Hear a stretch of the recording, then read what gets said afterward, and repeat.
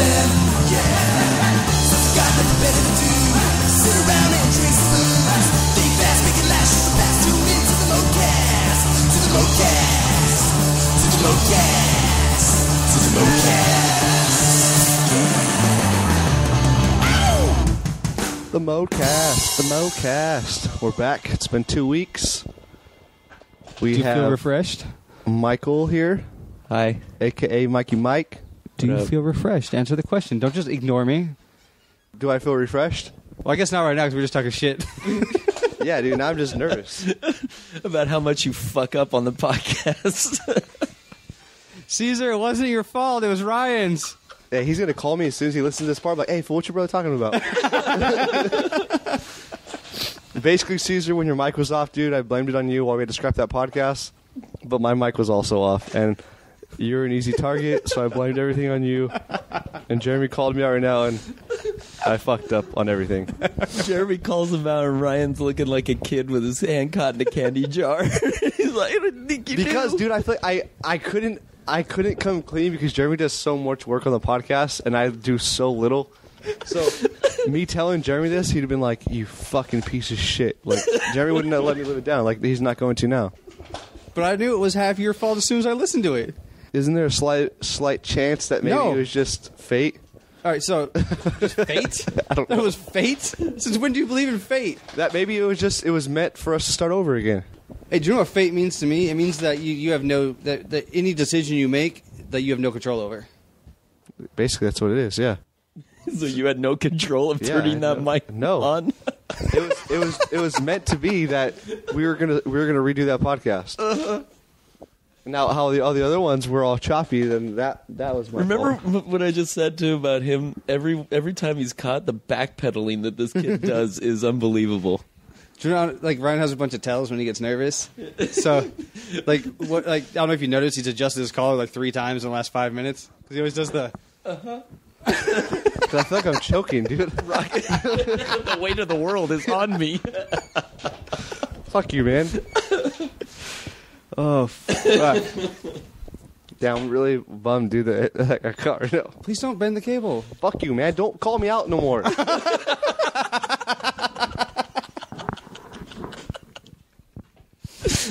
Oh, this is a sober cast for me. Calm down.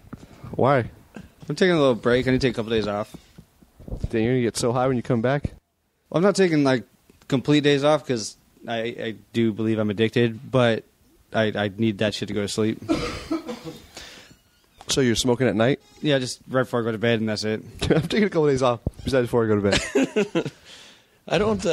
I don't do it all day. But when I take an edible before I go to bed, oh my god, it's the best sleep ever. I have so much. I love doing that before, and I'm kind of high right now. So Yeah, but that's the thing though. If you eat too much before you go to bed, then you wake up stoned. yeah, And that's the shit. Like then you feel like groggy. You got to eat just a little bit just to put you in that like nice deep sleep. yeah. I don't know how many that is because it all depends on what you've already eaten too, and how much food you have in your system. No, but Mike's a child though. He waits 15 minutes and he's like, "Dude, I don't feel anything," and then he eats another handful. Dude, I ate a handful of those goldfish, and then I took 2 of those cherry Coke tarts. I woke up at about 5 o'clock the next morning because I had to be at work early, and I'm still fucking high as shit. I'm driving to work high. I'm like, oh my god, I'm so fucking high. I get into work, and my homie Patrick comes in. Hey, anytime Mike talks about a black guy, he says my homie. You always know. That's so bad. He says my homie, and I'm like, your black friend at work? He's like, yeah, that guy. You trying to fit in? I don't know what it is. I always say my homie. It's weird.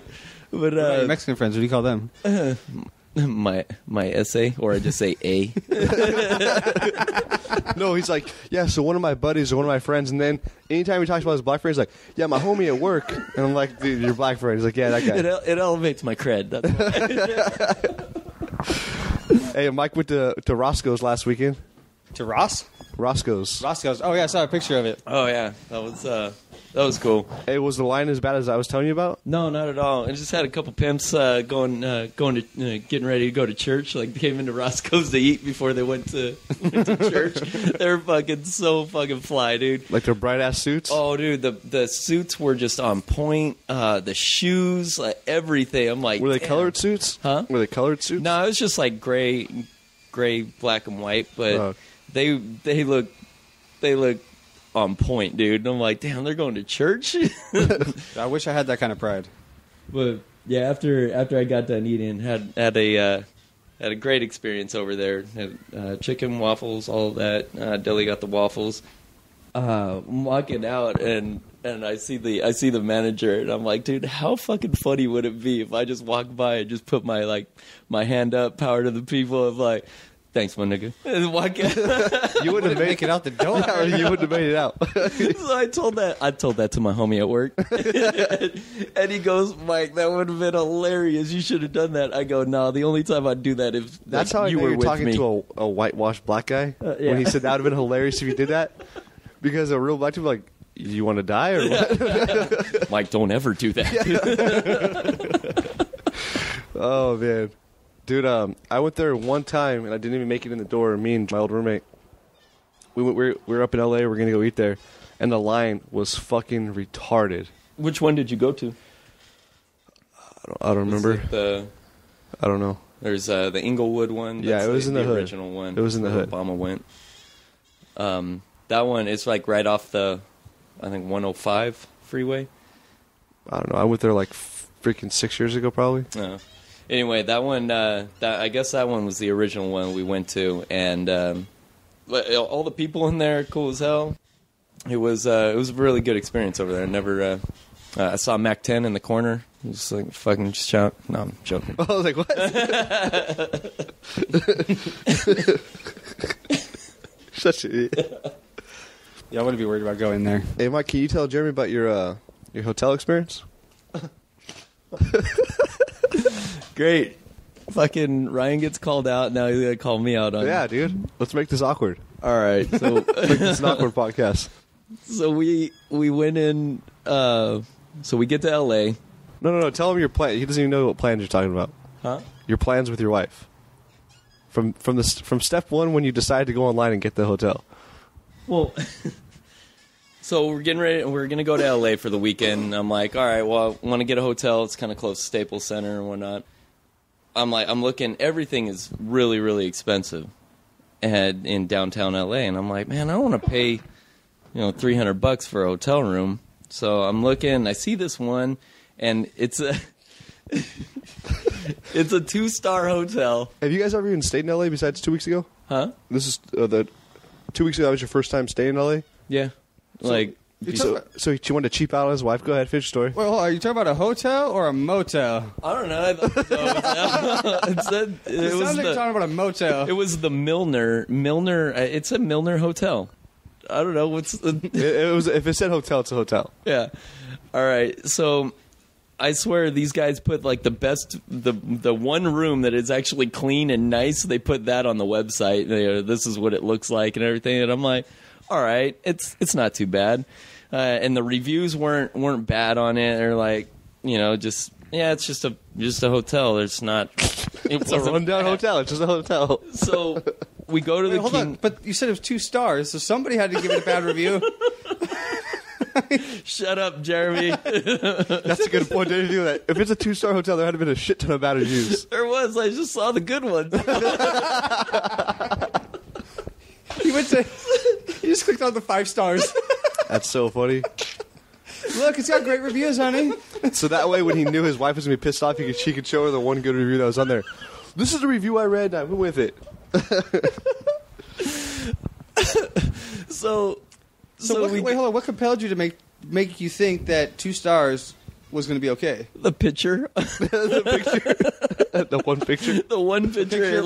It looked nice from 1970. I was thinking. Like 10 years ago when she was remodeled? when it was all brand new. Dude, so we go to Staples Center, we go to the Kings game, we go out to that night and we watch the McGregor fight, and I'm like, all right, dude, I'm fucking trash. I've been drinking all day. Let's just head back to the hotel, and go to the hotel, and we walk in the lobby. The lobby's, it's all right. It doesn't look anything spectacular. Get in there, check in, get in the elevator, and the elevator is like the rickety. It's all a piece of shit. I'm like, dude, I feel kind of sketch trying to get into this thing. Did it smell like smoke? Because usually those 2-star hotels reek like smoke from the beginning. Smell like smoke and weed. And we get off on our room, on our floor. Was Dell talking shit already by this point? No, I just see the look on her face, like, you motherfucker. Like, what? Where are we? I mean, this place was a seedy fucking hotel. It was bad. So she stayed the night in it, though? I wouldn't have made it upstairs. I'd have been like, I'm not fucking staying. No, hold on. The story gets better. Go ahead, Mike. What a trooper. We open the door to the room, and this thing looks like... I mean, it looks like they charge by the hour in this thing. It looks really bad. And we open up the room, and Delia, like, she puts her jacket down and sits on the jacket. And I'm like, all right. I go, look, I'm fucking drunk, and I'm, like, tired. I gotta pass out. I get in under the covers, and I get in there, and I lay down. And Delia puts my jacket and her jacket down. She lays on top of that, grabbed a couple other pieces of her of clothes to cover up because she wasn't going to get in the bed. What a piece of shit, dude. And I'm like, I go, babe, are you really upset? Mike, I mean, who does it? Who gets a 2-star hotel? I go, I wanted to be close to Staples Center. This is, Wait, hold on. You never said what the price of this was. How much did you pay for the night? Tell me it was like $50. No, it wasn't. It was still almost like $200. Jesus. Yeah, it was. But you are downtown. It was ridiculous. Dude, yeah. When I've stayed downtown, dude, you're looking at like a high threes room. to almost $400. Yeah, it's like downtown San Diego. Yeah, and well, me being the idiot, I'm like, oh, we could just walk there. We ended up taking an Uber anyway, and I'm like, well, fuck, we could have stayed a good 10 minutes away and been in a great fucking Holiday Inn Express or something. Holiday Inn Express. Fucking Mike's so cheap, dude. Hey, you can tell the best part. When she walked in, she was like, wow, Mike, well, I'm glad to see that I'm only worth 2 stars. No, that wasn't it. She's laying down, and that's what I was getting to. She's laying down, and I go, babe, are you really upset at me? And that's what she tells me. Who does that, Mike? Who gets a 2-star hotel? And I go, you're really mad? I mean, we could, make the best of it. Which that meant to her, we could still fuck, right? Exactly what that was. She's all, no, I am not getting naked in here. I'm like, okay. I'm like, damn it. And then she's like laying down, she's all quiet, and she goes, wow, glad to see I'm only worth 2-star hotel to you. That's why you're pissed, because if I would have told you it was a 4-star hotel, you would have been fine. Why didn't you lie? It just came out. I was high. She gave me true serum. I tend to tell the truth a lot more when I'm high. Dude, because it's too hard to remember your lie. It's true. Because I will fuck up about an hour later. Oh, man. It was, yeah, so we fall asleep. Delia barely sleeps that night. I wake up, I'm refreshed. And, yeah, we get up and He's got bed bug bites all over. I got these weird... No, I'm joking. But that was the earliest I've ever left a hotel room before. We were out of the hotel by 8 o'clock, 8:15, into Roscoe's by 8:30. There was no one on the streets of downtown LA in an hour. Yeah. Public service announcement: do not go to the Milner Hotel on it's like Flower and 8th. It's really bad. and pay the extra money if you want to stay in a nice hotel. Michael's saying that when they got the room, she started Snapchatting her sisters. Look at this hotel. Look at this hotel that Mike booked us. Oh god, you gotta love social media. Dude, she Snapchatted like the first thing I hear her phone go out, and I hear the sound like she's Snapchatting, and I go, "What are you doing?" And she goes, "Nothing." I'm like, you're sending pictures to your sisters, aren't you? This is disgusting, Mike. I have to show them how cheap you are. I'm like, fuck. Hey, her sisters are like you and I close. So it would have been. It's so like how Jasmine gets irritated as soon as something bad happens. I have to call you. Yeah. That's how Mike is like, "Fuck, you're talking to your sisters, aren't you?" I just know I'm gonna get made fun of even more. And then the worst thing, I come back, come see Ryan on Monday, and I tell him the story, and he just starts. I'm like, damn, I should have never told Ryan this. Well, Dell would have told him. Yeah. Oh, it was bad. I had to hear it from Ryan, and he was like, what are you doing? Why would you do that? Well, I'm thinking like when I used to meet up with Jasmine Temecula, we just go book a shitty hotel because we're literally going to have sex and then go back home. So I would get a 2-star hotel. It's something would pay $60-70 for just to have sex and then leave. Hold on, but compare a 2-star in Temecula to a 2-star in downtown LA. That's bad. Yeah, Yeah. 2-star in Temecula is actually still pretty decent. I mean, you're talking like it's like a Super 8 motel or something like that. It's not. Yeah, you go there to fuck, but that's it. I've stayed in 2 super shitty hotels. The first one was back when I was in the Army, and I drove to Vegas to drop my buddy off at the bus. And the bus... No, we were picking up his brother from the bus station, and the bus was, like, super late. And we were both exhausted, and we're like all I had was a single cab. No, I don't know what the fuck the reason was. So... we found a fucking hotel that was across the street from the bus station. I don't know if you've ever been to the bus station in Vegas, but you're already in the fucking ghetto. Yeah, that's hood. You can't even walk over there. No, so we walk across the street to this hotel, or however far it was, maybe a block, and they rented rooms by the hour. And me and him looked at each other like, well, this sucks but perfect because we don't need a room for a couple of hours. So we go to this room, and we didn't even bother turning on the lights because we were both like, I don't want to see the fucking room.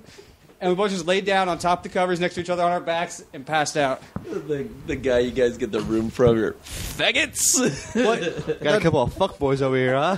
No, I say my buddy. And by my buddy, I mean a 6'2" black dude from Alabama. Oh, yeah. You're fucking getting railed. That guy's eyes like, man, this kid can take that? Yeah, I would definitely think that. It was me and Sabra. Oh, yeah. So, and then the last time I stayed at Shitty Hotel was fucking me and my ex.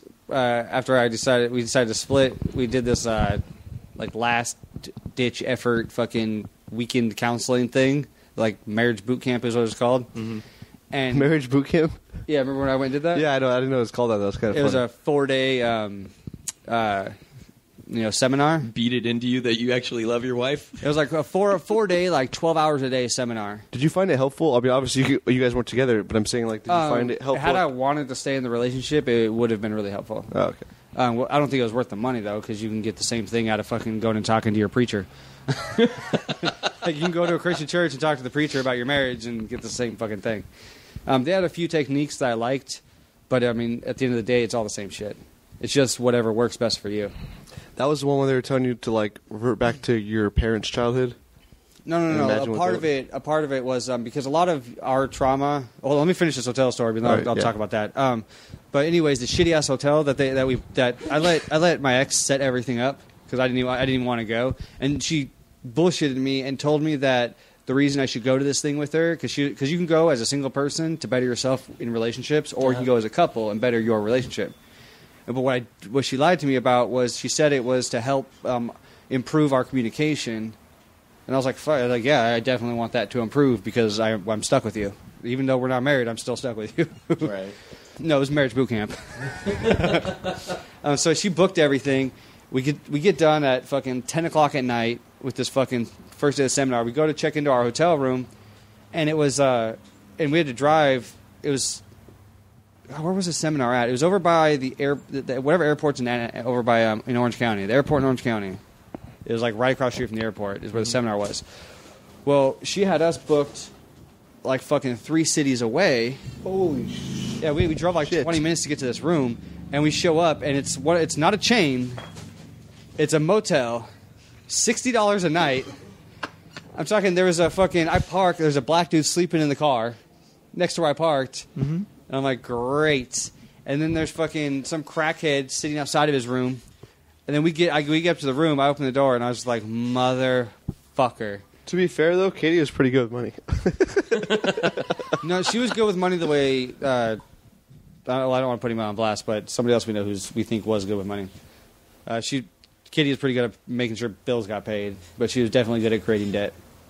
So, anyways, I've never experienced. Like, I was nervous. I was like, my car's going to get stolen. We're the only white people here. Their room's going to get broken into. And I was exhausted from this fucking seminar for the first day, and I was like, screw this. We'll check into a different place tomorrow. Anyone that's listening, I didn't realize my brother was this racist. Dude, you sound like the typical white dude. Like there was a black guy in his car. Like, oh my god. Hey, what happens when you show up and you're the only white person around? I'm like, what's up, dude? I'm the token white guy. Lying sack of shit. For every white person out there, every white person feels the same fucking way. When you show up and you're the only white person there, you're like, oh shit. It's the same way for a black guy, dude. I can't tell you how many times we've had, like when my buddies it's over, or like Earl is here. When another black guy shows up, you're like, hell yeah. What's up, man? We're together now. I think every race feels the same way. Yeah, but I don't think black people get scared around white people. White people have this natural reaction to get scared around other races. I've talked to other people about that. I don't have that. I swear to God, I don't have that. Call me, dude. Name a time where I'm staring at him like, I mean, but so I get where you're going because no, I'm already driving through a seedy part of town. Like I'm already nervous because I'm like, fuck, we're in a shitty part of town. No, I get that, but then I pull up to a hotel. But you're saying that, and it's run the fuck down. But I'm saying worse than your experience. But I'm saying you're saying that if you roll up to like a party and you're the only like white guy there or something. No, I'm talking about when you're traveling through the fucking hood. Okay, well that's different. You're in the hood. That's what I'm already. This is my experience. I'm in the hood. Yeah, but you just tried to make a different comparison right now. You tried to say that if I roll up to a party and I'm the only white guy there, I'd be fucking terrified. I never said a party. Or just a gathering, whatever. I never said that either. What did you just say right now? Didn't he say something to that effect? effect? When you show up somewhere, yeah, okay, and you're the only white guy there. I should have been more clear. I said when you're in the hood, okay, yeah, and you're the only white guy around. Okay, yes, all right. Well, I think you're already on your defense is up anyway. If you know your area where you're at, like you're in a location where you're in the hood. Like yeah. I think you're going to be sketched out by everyone at that point. That kind of rolls. That is just walking through, is not rolling up in like a nicer car, or it just looks shady. Well, no, I didn't check in. I let her go in and check in.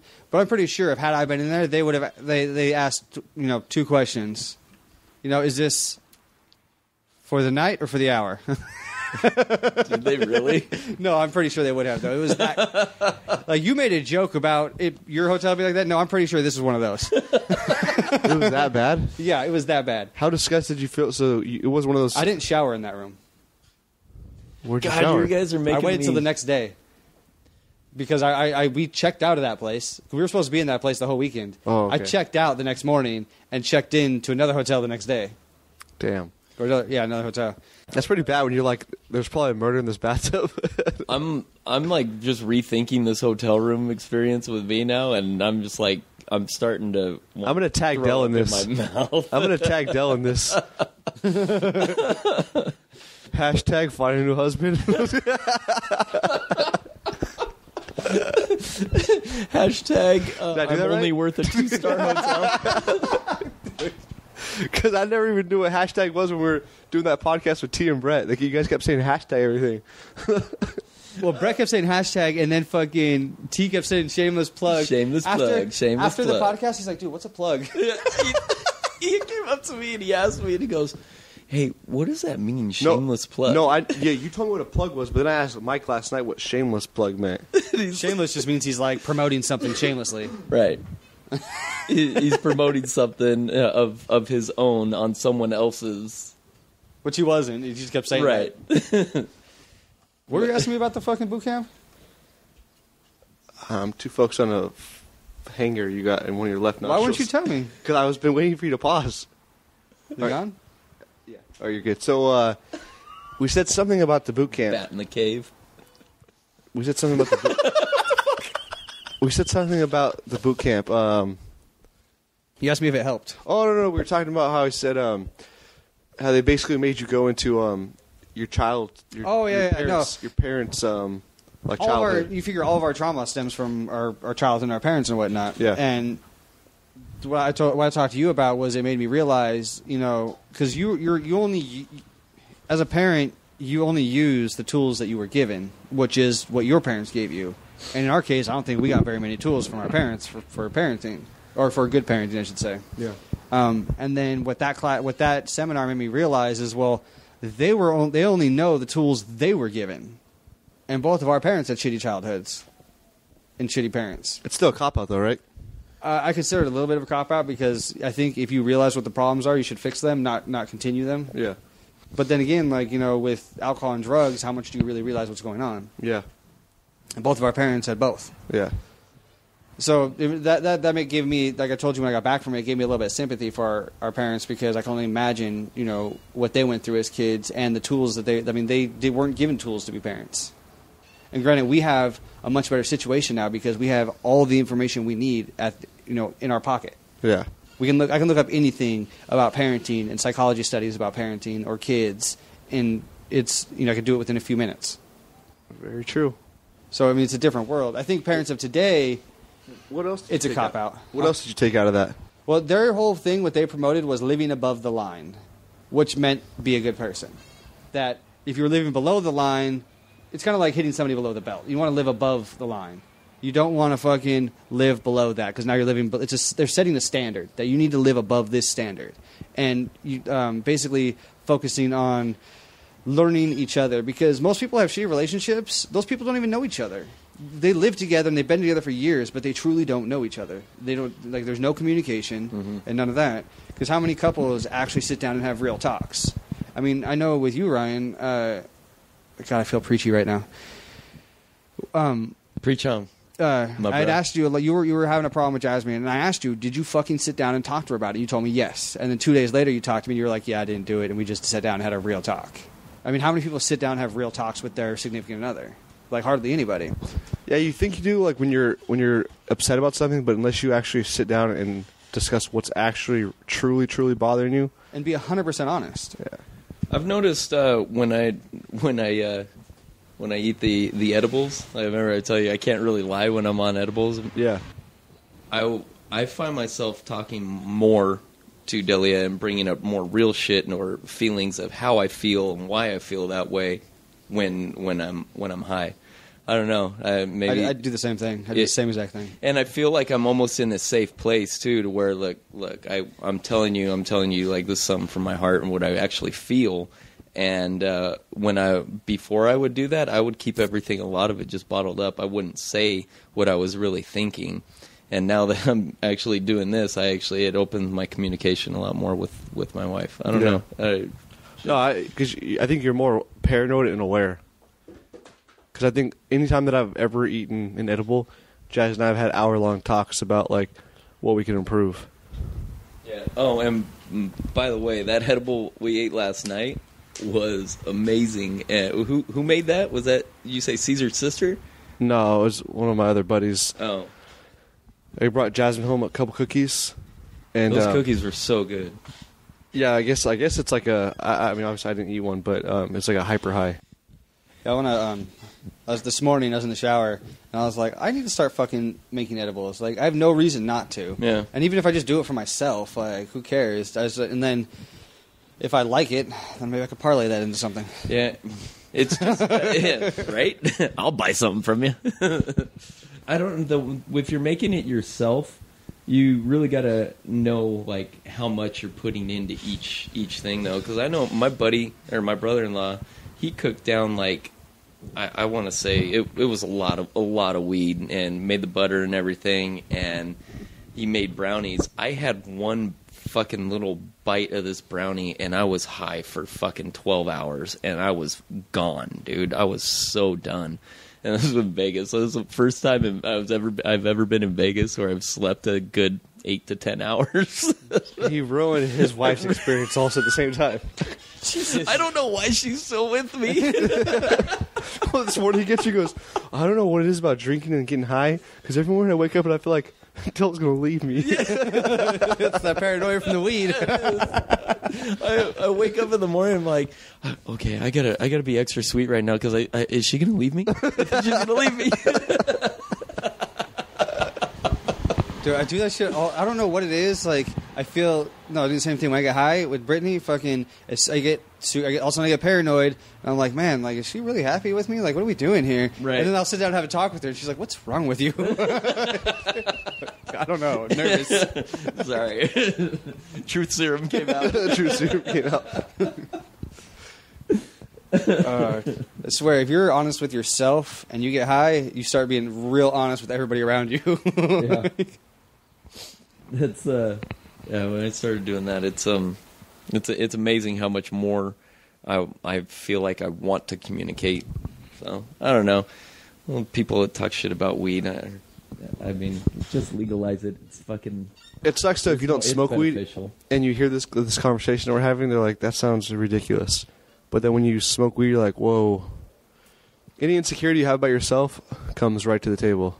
Well, people, like, I hate when people say, like, oh, like, for you, for instance, no, never mind. You told me to just put you to sleep. Yeah. Most people, like, I hate it when they give that excuse, like, oh, it makes me too paranoid. It's like, you should be paranoid. Like, I've heard Joe Rogan say it so many times, and I 100% agree. Like, there's so much shit around us that you need to be paranoid about, and we go through our lives not thinking about it. Gotcha. And it's like, well, it makes you too paranoid. It's like, but that who cares? It's just opening your eyes a little more. Yeah. Seeing. It's like every time I do mushrooms, I feel like I've really looked in something else deeper in myself, and then just noticed a lot more. My buddy, the first time I did it, he told me, he goes, my buddy means my white friend. For all you guys paying attention. He goes, Mike, I swear to God, you do this, you're gonna feel like you just get it a lot more, and you understand, you have a deeper understanding on certain issues or whatnot. And I'm like, oh, okay. And I didn't really think about it until I fucking took it. I'm like, oh wow, yeah. It really does open your mind to different things. It's really fun. Well, it's really fun with mushrooms to, like, if you can just lay back for a little while and close your eyes and let your mind go. It's a little scary, but it's definitely an eye-opening experience. Well, if you don't let yourself go down the wrong path, then you can really open your eyes to a lot of things that you're not used to seeing about yourself and things around you. Yeah, the last time we did, I overdosed on mushrooms. No, it's set and setting. Like with psychedelics, it really is set and setting. You have to have the right setting for how much you're going to take. Yeah. Like the last time, like, by the way, there's no overdosing on mushrooms. You can overdose on mushrooms. No, just to let you guys know, 4.5 grams is probably too much. See, I don't think it's too much. I think it's too much for the setting. Yeah. Because if you don't have the right, like, had it just been us here.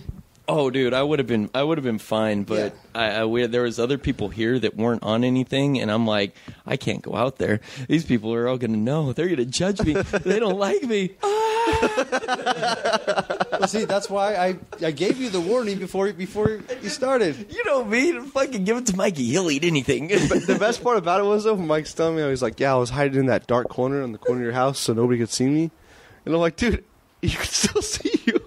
Yeah, we all freaked out. Like, where'd he go? Where'd he go? But apparently it was a pretty good hiding spot because I did a loop around my house and I didn't find you. Yeah, I walk out and I'm like, Jimmy, we can't find Mike. You to hide.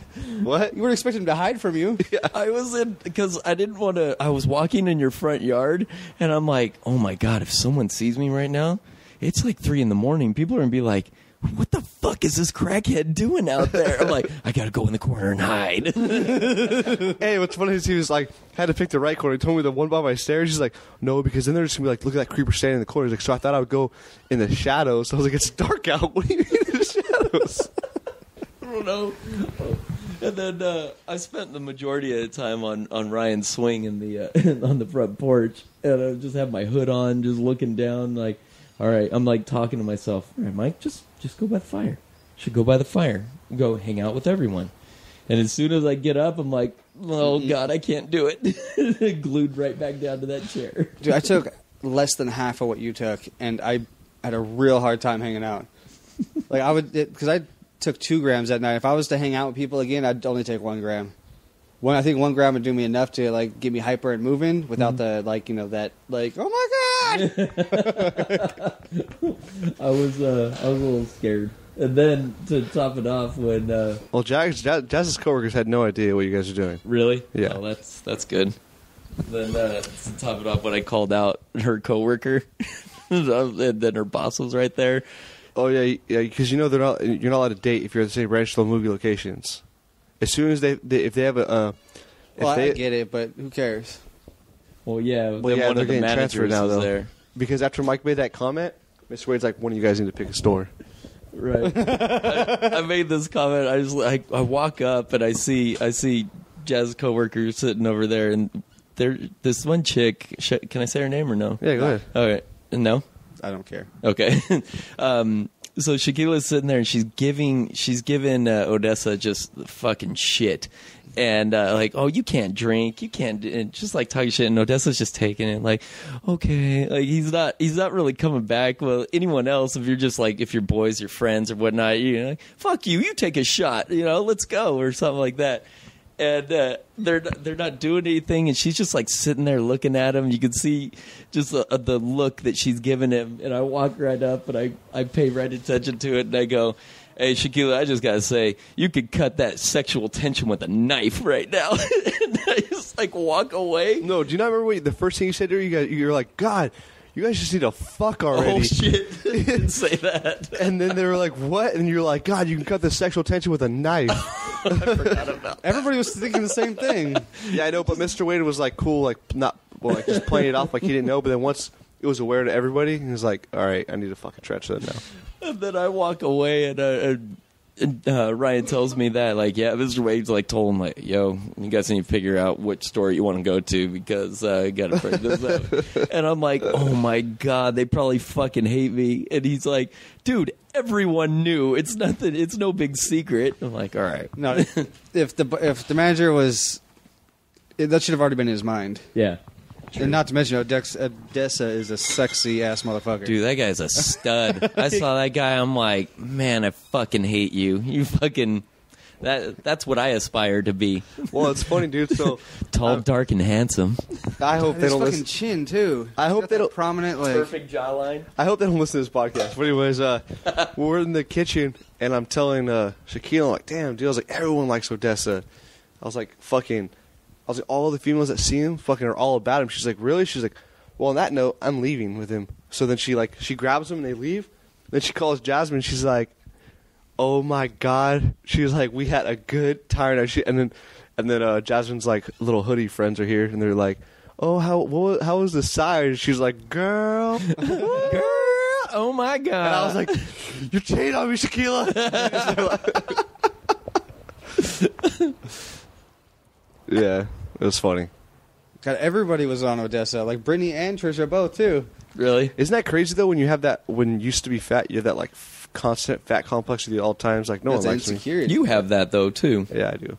I mean, I've never been fat, but my buddy, I was telling you last night, Cesar, he used to be fat, and Cesar is a good looking dude, and he could walk in anywhere and probably get any chick. He can't talk to a girl. That's what, that was what was really funny. We'd all go out, and all of like Cesar's friends, well, all my friends too, that are all single, like, Cess, just stand right there and get all the chicks to come over to us, but don't say anything. See, I have a fat complex when it comes to like taking my shirt off, but I don't like when it comes to talking. When it comes to talking to girls, I have no problem with that. I've never really had a problem talking, just like bringing up conversation, talking and everything. It's just more of I always got to make sure I have something else to say to follow up with it, because I hate that awkward silence. So, you get that was always my fear. So I get anxiety on that. But when I'm drinking, I just like fucking talk. See, if I can my problem is getting conversations started, and it has nothing to do with girls. It's in general with anybody. I just have a problem talking with people. I don't know what it is. If I don't know you, like, I don't really feel a need to like have a conversation with you. Well, Yeah, when I first met you, I came in here like, oh, Jeremy, what's up? You know, talk for like a second, and then he like stayed there, didn't say anything. I'm like, where'd Ryan go? And each time Mike's like, hey, dude, I'm getting some progress here, brother, man. I don't know. I don't have no idea what it is about me. Like, well, that and I feel comfortable with silence to where most people don't. Yeah. So if I sit there with somebody for like 5 minutes without talking, it doesn't bother me. To where they're getting like anxious, like, what's going on? Why is there no conversation happening? Yeah. You like how he points over here at me? Like, this douchebag. Dude, when we ride in the car together, if it's silent for like 30 seconds, he's like, so, He just has to hear a voice. I don't like silence, dude. I hate it. Because the entire time thinking like, dude, it's been 15 seconds since nothing said. 20 seconds since nothing said. I was thinking about that last night because last night I'm fucking high, I'm drunk, and we're sitting there. I'm trying to have a conversation, and apparently I found out that I'm shit at telling stories because so bad, dude. Fucking Ryan kept calling me out on everything. So as soon as Ryan calls me out the first time, every other story that I bring up, I start like questioning myself. Like, am I telling this right? Maybe I should just shut up. Maybe I'm saying too much. Maybe I said too little. I'm like, fuck, this sucks, asshole. But if Ryan really knows you, he gives, like, for me, like, I kind of just like whatever when Ryan says something because like you sometimes think too much into things. Yeah. That and if I fucking lived on his level, I would go insane. Like the amount of anxiety that he has at all times, like I have no idea how he deals with it. That's pretty hard. Pretty hard. But I realize it a lot more now because Jazz will call me out. She's like, "Hun, you are freaking out right now for no reason right now." I don't understand why you don't smoke weed. Like you seem like I freak out even more, dude. Really? Yeah, ask Jay. It doesn't relax you at all. Not at all, dude. Like I and then well, no, hold on, because remember when I gave Jasmine that hybrid? Yeah. How'd you feel about that? Because you said it was like felt a little bit better. A little bit better, but I still it's my thing is if I smoke weed, then I go on this like this path where it's like, okay, everything that I came up with that night I have to fix right away, and then it's like fucking chaos for next week because I'm like I gotta fix this, and then it's really bad. Ass Jazz, dude. I go on like this. And then pace yourself. What about like cookies and stuff like that? Just and eating then a lot of it too, dude. Like if I get high, all I do is sit there and think. I think about the kids, and then I start thinking like. And Jasmine always tells me like, "Hey, you should probably slow down with," because I feel like I have to do like too much to the kids. So then when I get high, then I think like, "Oh, maybe I need to try even harder." And then it's like then I'm just totally just wearing myself out like to no end. So I get super paranoid and think way too in depth into myself, which to an extent I guess is good, but like not the level that I go at, dude. I go a little too extreme. With the mushrooms though, and never did that with you though. Like you don't get like that. No, because the 2 times that we've done it, it's been in just a laughing environment. That's true. I guarantee you, if I did it by myself, I'd go down some roads that I would never come back from. Because I don't know how to like how Jeremy's like, oh, you got to pull yourself out from that. I don't know how to do that. Yeah, well, and that was the thing too. When you saw me, I was really fucking high, and I came out, and you just brought up the just mentioning that some about being a bad parent and everything, and I took that a total different way than what you intended for. Were you out there with that? Where? I was telling Jasmine a story about something about how I felt like a shitty parent. The last time I did it. It was when we were over here for Mom's birthday. Yeah. Okay. So I brought up something about being a bad parent that I felt like I was being a bad parent. Something where I was at the park and I was lecturing Landon, and he was like, and then Mike just heard bad parents like, I know, dude, I'm a shitty parent. I'm doing mushrooms right now, and I was like, what? I was like, Mike, what are you talking about? Dude, your kids aren't even here. He's like, I know, dude. I fucking feel like a piece of shit right now. Like, what are you talking about? I go walk off, and then there was no pulling him out of it at that point. He just walks off, and he's in his own world about being a shitty parent. I was like, all right. And then I get to the point where I'm in that dark corner by myself, and I'm like thinking about it, and then I just like I actually like what you said, pulling yourself out. I go, all right, you know what? You're tripping right now. Maybe he wasn't talking about me. No, I wasn't. I didn't do that. I just kind of had a moment of clarity. You like have to shut it down. Yeah, you like I was thinking more of a better thought, and I'm not like that, and I'm not. I don't. I shouldn't be feeling like this. So I was able to pull myself out of that. But then it even pulled me out even more when Jazz came out trying to look for me. Just Dora, fucking the Explorer, fucking came into my head. The best part about it was when we were like, Mike's freaking out. Go put in her sweatshirt. We talked her to put on her sweatshirt. Yeah, Jasmine's so gullible. She's like, really? I'm like, yeah, dude, it'll make Mike feel better.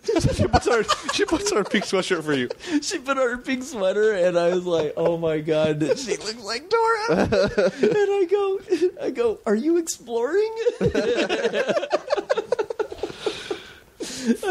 For those of you that don't know, Jasmine's new nickname is Dora the Explorer, thanks to Brett. Yeah, Brett fucking nailed that. The best part is Jasmine gets so offended by it, like a cartoon I'm not character. Dora. Do you know why though, dude? It's because all of her life, everyone's always told her how young she looks, and now she's in a manager position and she wants to be taken serious, but everyone keeps telling her how young she looks. Yeah, but we're never going to take her seriously. Yeah, very true. Like she should get over it by now. No, it's her insecurities of always being. Oh, I'll never stop. I always tell Jasmine what a child she looks like. That's basically because I have so many crow's feet. Dude, we were talking about this last night. Jasmine's skin is like perfection, and that's because she looks so fucking young. It's a good thing. Yeah. Well, it's funny too because the only reason we called her Dora that night was because she's small, Mexican, and wearing a pink sweater. Those were the only traits that made her look like Dora. That's it. So what? Look at Brett, dude. Brett gets offended when we call him Diglett from Pokemon, and it's like the most ridiculous character ever. Thumb. Yeah, it's a thumb. And what was great about that night too is like, but it's one of those Brett doesn't look like Diglett. okay, Brett, I'll vouch for you. Do not look like Diglett, but as long as you keep getting offended by it, I'm going to keep calling you Diglett. When you smile, you look like Diglett. Oh my God, Those would be the best costume, dude. If Brett was Diglett for Halloween and Jazz was Dora, And you were Boots? Yeah. all Jasmine has to do is put on that in his backpack. That's it. Any backpack. Hilarious. Any backpack. With some khaki shorts. Hola! I'm Dora! Oh, I fucking hate kids' cartoons. What happened to our cartoons? Yeah. was Tom and Jerry. Too many kids DuckTales. were beating the shit out of each other. It's like, Dude, I remember Jeremy watched fucking DuckTales though he was in high dude, school. I love DuckTales. I would come home and watch it because it was like the afternoon cartoons, right? You'd come home and you'd watch Animaniacs. It was Animaniacs, and then what came on after Animaniacs was some order of DuckTales, Rescue Rangers, and Tailspin. Yeah. All Tailspin, of holy shit. Dude, That was the best, Tailspin was dude. great. I loved fucking DuckTales, though. DuckTales is great. Have you seen it recently? No. That shit does not hold up. No. Because Like, graphics is it, are probably the shit, same, that's why. the same cartoon and just watching it now? Yeah. Oh, okay. that shit does not hold up. It's not that good. Have you tried watching Ninja Turtles lately? The original cartoon? The original cartoon? No, but I've seen the newer ones, and I was just like, Garbage. Okay, Yeah. well, I thought so too. Go back and watch the original Ninja Turtle cartoons. It's like, wow. really bad. Well, what's funny is when that new Ninja Turtles movie came out, I was like, this is garbage, older than shit. So I borrowed the movies from my buddy, and I was going to show Len. I'm like, these are the shit. So I put them on. I was like, wow, these are really cheesy. Yeah, they People are fucking were. tripping. They still hold up. No, they do. But I'm saying it's cheesy though. It's a cheesy movie, but it's still a great movie. But it's cheesy. I liked the new one. Right, and I Corey don't like the new Feldman's one the at all. voice of Donatello, so you gotta love that. Well, who is? Corey Feldman. Oh yeah. No, I liked the new one, but not as much as I like the old one. I mean, the new one wasn't a bad movie. What pissed me off about the new one is I was like, am I watching Transformers? Exactly, yeah. And as soon as you told me that, I was like, oh, fuck, it's exactly the same. You watch the fighting scenes, it's like, just make them look like robots. It's the Yeah, same thing. it's the But same how is thing. it their costumes look better in the '90s than they do now? Yeah. Because they were trying to make them look like aliens now. The costumes- The new costumes I thought were terrible. The old costumes are fucking amazing. They still hold up today's time. They're pretty legit. Yeah, I like the new movie. It was. I'm not going to go out and say it definitely wasn't better than the first, but I enjoyed it. I thought it was good, and the new movie. And I thought the commentary, like the guys when they're all the turtles when they're talking, I'm like, oh shit, they're kind of funny, you know? They're throwing out some zingers. I like it. Dude, with the way they all talked, I was like, dude, these, like, is it all black guys? Like, why did they make the turtles black guys? Right. Not one of the voices is a black dude. Yeah, it's true. Knoxville was one of them, right? No, some like obscure names I never heard of. Oh, really? Yeah. Knoxville. You like how Jeremy was so offended by that movie because he's like, what's the reporter's name? Anything? April. He's like, April is not supposed to be hot because he got Megan Fox. I'm like, Oh, yeah. dude, April, when I saw Megan Fox on this, I was like, hell yeah, chalk one up for that. That's great. It offended me. Like anything that like once they like deter from like what I know to be like from my childhood, I'm like, fuck you guys. Well, April in the first one was fucking disgusting. She was so ugly, and then the second one, she was like, I don't know. As a kid, I found the first one hot. really? I remember as a kid watching that movie, I used to think April the was first hot. movie or the second movie? There's two different. The first Aprils. one. Yeah, the second April. April, I thought she was hot. The I think second she April was prettier. Yeah. She But, was like- very easy on the eyes. I don't think it should have been Megan Fox though. You can't have like a fucking 12 be a reporter on Ninja Turtles. It's not. I don't think it's right. Yeah. I have no reason or excuse to back up my claim, but I don't really give a shit. I remember being a kid in the bathroom scene where he's in the bathroom. He's like missing his whoever got kidnapped. I forget which turtle it was. Like the emotions I felt as a child watching that, and then you watch it now and it's like, oh man, like dude, I recently watched the first movie like a few months ago, and I still felt the same way. really? Yeah, when Raphael's all fucked up in the bathtub and they're waiting for him to recover, Yeah. and You Leo's see all there Leo's- with him, all yep. depressed. I felt all sad for him too, and shit. Jeremy's all stoned. Like I feel you, bro. I don't know. I mean, I watched it with Silas. I was really baked. When you guys, and now that, so you guys all, we all have kids, so when you watch a movie that is more like touching to, it makes you think, if say something happens to a kid in the movie and you're like, fuck, you kind of get, do you ever get a lump in your throat or kind of get, because you kind of relate it to your own kids or anything like that, if that were to ever happen? You ever get like that or no? No, unless am I just the weird guy right now? No, it's just Jasmine will make you feel like that sometimes. But at first, I don't. I try not to get in depth thought like that because I don't know about you guys, but I think of my kids dying every day because that's like your biggest fear. So Yeah. I always like I'm out at a park somewhere. I'm like, what if this were to happen? And then I go through these roller coaster emotions. Mm-hmm. You and I had to talk about that. Yeah, I think everybody does that. People just don't want to talk about it. Yeah. Because when I tell people that, like, you think your kid's dying, it's like not in a way. Like I think of it's your biggest fear. You fear that it will happen. And so in that matter, it's like, yeah, it does come across my head a lot. Like, especially like when Landon's like playing on something, and I'm like, oh, he'll be fine. And then I'm like, what if this happened? Holy shit! And then Right. like, and then I'm like, hey, dude, maybe we should get down from there. Think of all the times like we're literally like throwing caution to the wind with our kids by letting them do dangerous things because we want them to have those experiences. Yeah. But at the same time, it's like, fuck, man. Like, what if Landon rolled off the roof? What if Silas flew off the swing into the street? Hey, like people are listening, like, why is your kid on the roof? Dude, he's helping Daddy repair the roof. Now that you guys have pictures on Facebook. He was getting ready to jump from the roof to the trampoline. Dude, Landon and I always go up to the top of the roof, just hang out. I loved doing that. When I was a kid, I loved getting on the roof Yeah, and doing same that here. and watching, because no one ever noticed you on the roof either, because they all, no one's trained to look up on top of a roof. They just look at the house and keep on going. So you can sit up there and do whatever. No one will ever see you. Dude, I'll never forget one time, Jeremy, my stepdad had a high-powered rifle, BB gun, and How many pumps was it? you can do like 10. It was a 10 pump rifle. It would have pierced 10 your... pump, yeah. But Jeremy was only doing one pump, but he was like, hey, dude, get up on the roof and let's fix the Christmas lights. So I jump up there and I'm waiting for Jeremy, and then he comes out with the fucking rifle, dude, and starts shooting me. Yeah, but Jeremy used to do that kind of shit all the time, dude. Jeremy's an asshole brother. I was an asshole with the brother. I'll never forget. I was, This too. story like sticks to me. I remember one time, one of his friends was like, "Hey, dude, go in the room. Ryan, me and Jeremy are going to show you something." His friend Ryan. So I go in the bedroom waiting for them, and then he comes in and Jeremy tackles me, and then his fucking buddy pulls down his pants and gives me a hot Carl with your ass between your nose. He like Is there a name for that? he like fucked my nose. No, it's not a hot Carl. That's not a hot Carl. What the fuck's it called? It's called a hot Ryan. I would never do that shit to my little brother. Dude, I look back. That's why I was. You never had a little brother. I'm saying I would never do that. Okay, you never had a little brother that was like you. You talk all this shit like you're innocent. I wasn't. You're a you're not. shithead. How? It was almost like I was constantly getting picked on by you. and I just had to get revenge all the time. You never stopped. That's because I was being bullied, dude.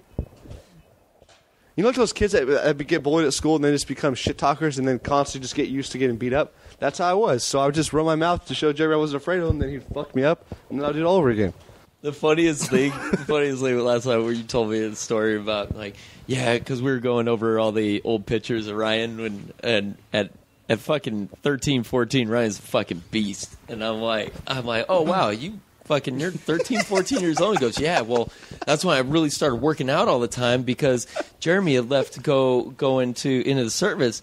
And when he came back, I was going to show him, like, let's wrestle. I'll fuck you up like that. And he goes, the weird thing, fucking Jeremy comes back and he's not the same guy. He goes, bro, I don't want to fight you. I love you. Like, yeah, Jeremy was a different guy when he came back. He's like, dude, we're brothers. I was like, fuck you, man. We're never brothers. Dude, I just came back from getting yelled at for 4 months. I just want a hug. Hey, I used to look up Jeremy so much, I used to want to wear his clothes, right? So Jeremy left to school before me, so I'd wear his clothes. But I was a fat kid, so I'd get like mustard and shit over it. Well, for him not knowing, I would hang his shirt back up. So Jeremy would put it up next to me, we're like, what the fuck? So I'd wake up with like him punching me. I was a fat kid, so I get like mustard on it. He like wears his shirt all day and then hangs it back in my closet like it's gonna be okay. Dude, put that shit in if we were to put it in dirty clothes, I would have never noticed. Right. Dude, Jeremy was a fucking asshole older brother, dude. You were an asshole younger brother. Dude, one time they hung me by my bunk bed by my boxers, dude. Who? You and Kevin? No. Kevin, I didn't meet Kevin until I was like 15, and we had already slowed down our fucking. No, but that just seems like a Kevin thing. Hey, Kevin was a fucking dickhead. Remember one time? Kevin still talks about this. Kevin almost killed me with his car, dude. Like legitimately. I think the first time I met Kevin, well, the only time I met Kevin, he brought up that story. Dude, I almost killed Ryan with a car. I still think about that. Like, dude, you literally like it was like inches from him like destroying me. And Kevin's blind as shit too. I used to talk so much shit to Kevin because by the time we were 18, he had damaged whatever car he was driving by backing into 3 different things. And it wasn't like things that like you didn't see. It's like he just backed into it because he couldn't see it. So funny. We were at a gas station one time. We used to work as security guards. We were both 17 working as security guards. Illegal as fuck. You have to be 18 to be a security guard. And we're driving home in his grandma's car from Orange County to Rancho Cucamonga. Mm-hmm. And we're at a gas station, and we back up. He's backing up, and there's a railing in front of like the gas station door. That's like a handrail for like a handicapped people. There's a little ramp. And he hits the rail and breaks a piece of the rail off. Because there's like a little handle that came off the rail. He hits that, shoots off. And the gas station attendant's outside smoking a cigarette. He was like definitely a stoner kid. And he like looks at it, picks it up, throws it in the trash can, and just like, you guys are good. I don't want to have to do any more of this job than I have to. Fuck, I got to write up a report. Yeah, that's not going to happen. Like the railing itself was fine. It's just this like piece, like handle that came off the railing that was probably like, it came out probably like 12 inches, down 12 inches, and back in 12 inches. Yeah. So it just snapped that off, and that was it. So, like, unless you were paying attention, it looked like the railing was fine. Yeah, it was still intact, so you're good. So he was probably like, cool, just get the fuck out of here. I don't want to deal with it. Or the time he backed in front of... He was fucking with me getting into the car on another night on our way home. And we were driving up one of the security patrol cars. And I'm trying to get in. He's backing up, fucking with me, and he backs directly into a pole.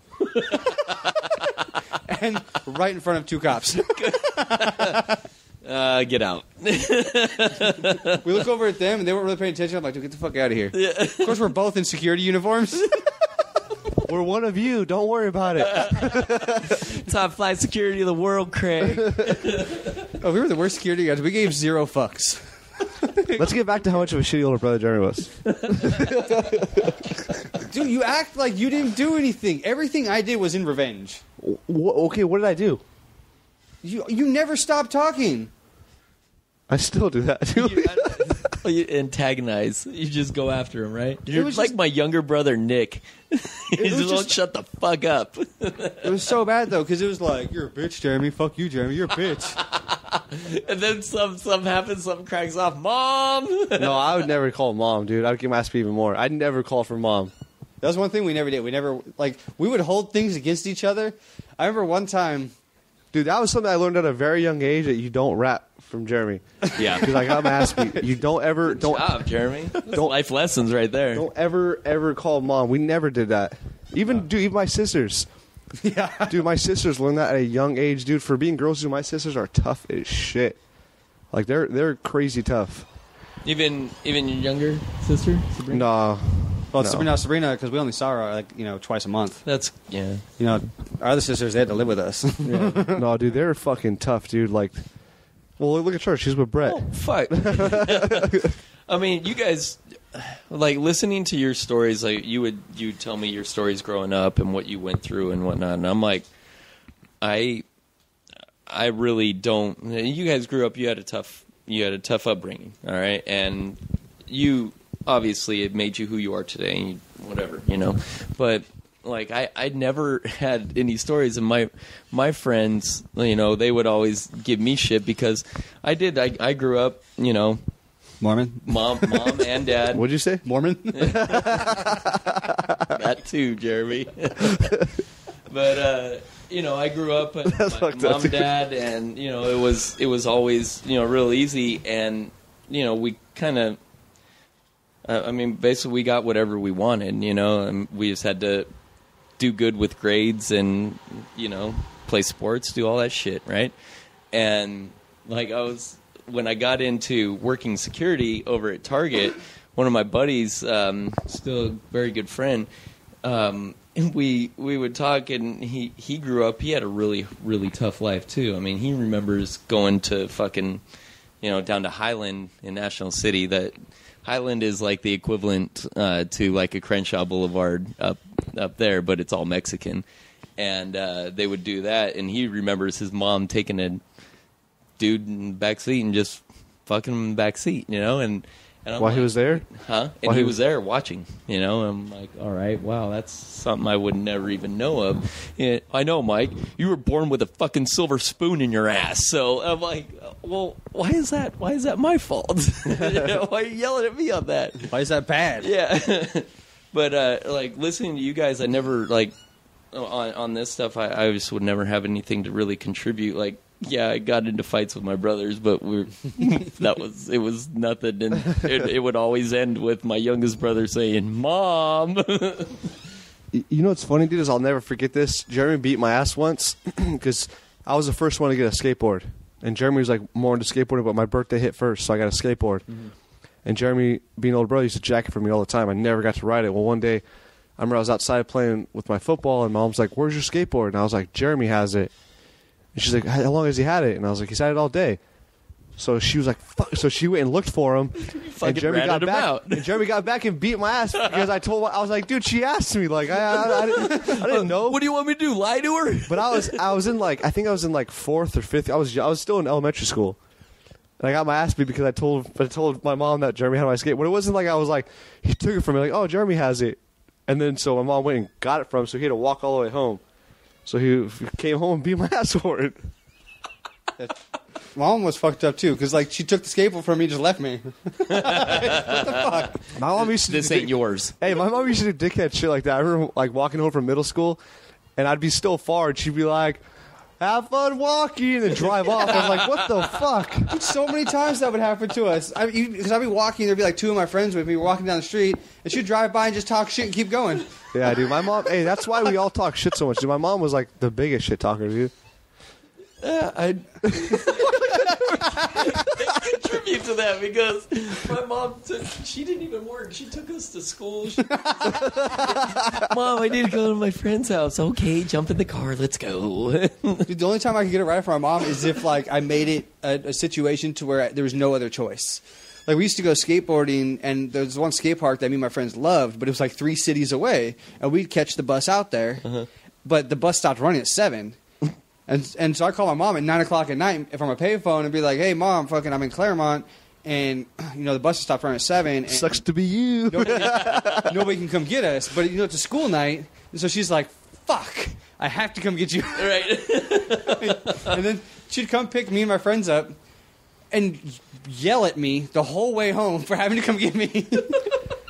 Dude, my stepdad was a hard ass, dude. I'll never forget when my freshman year being in football, me and Trevor used to fucking walk home every day, and it sucked because you got practice all day and then you'd walk home.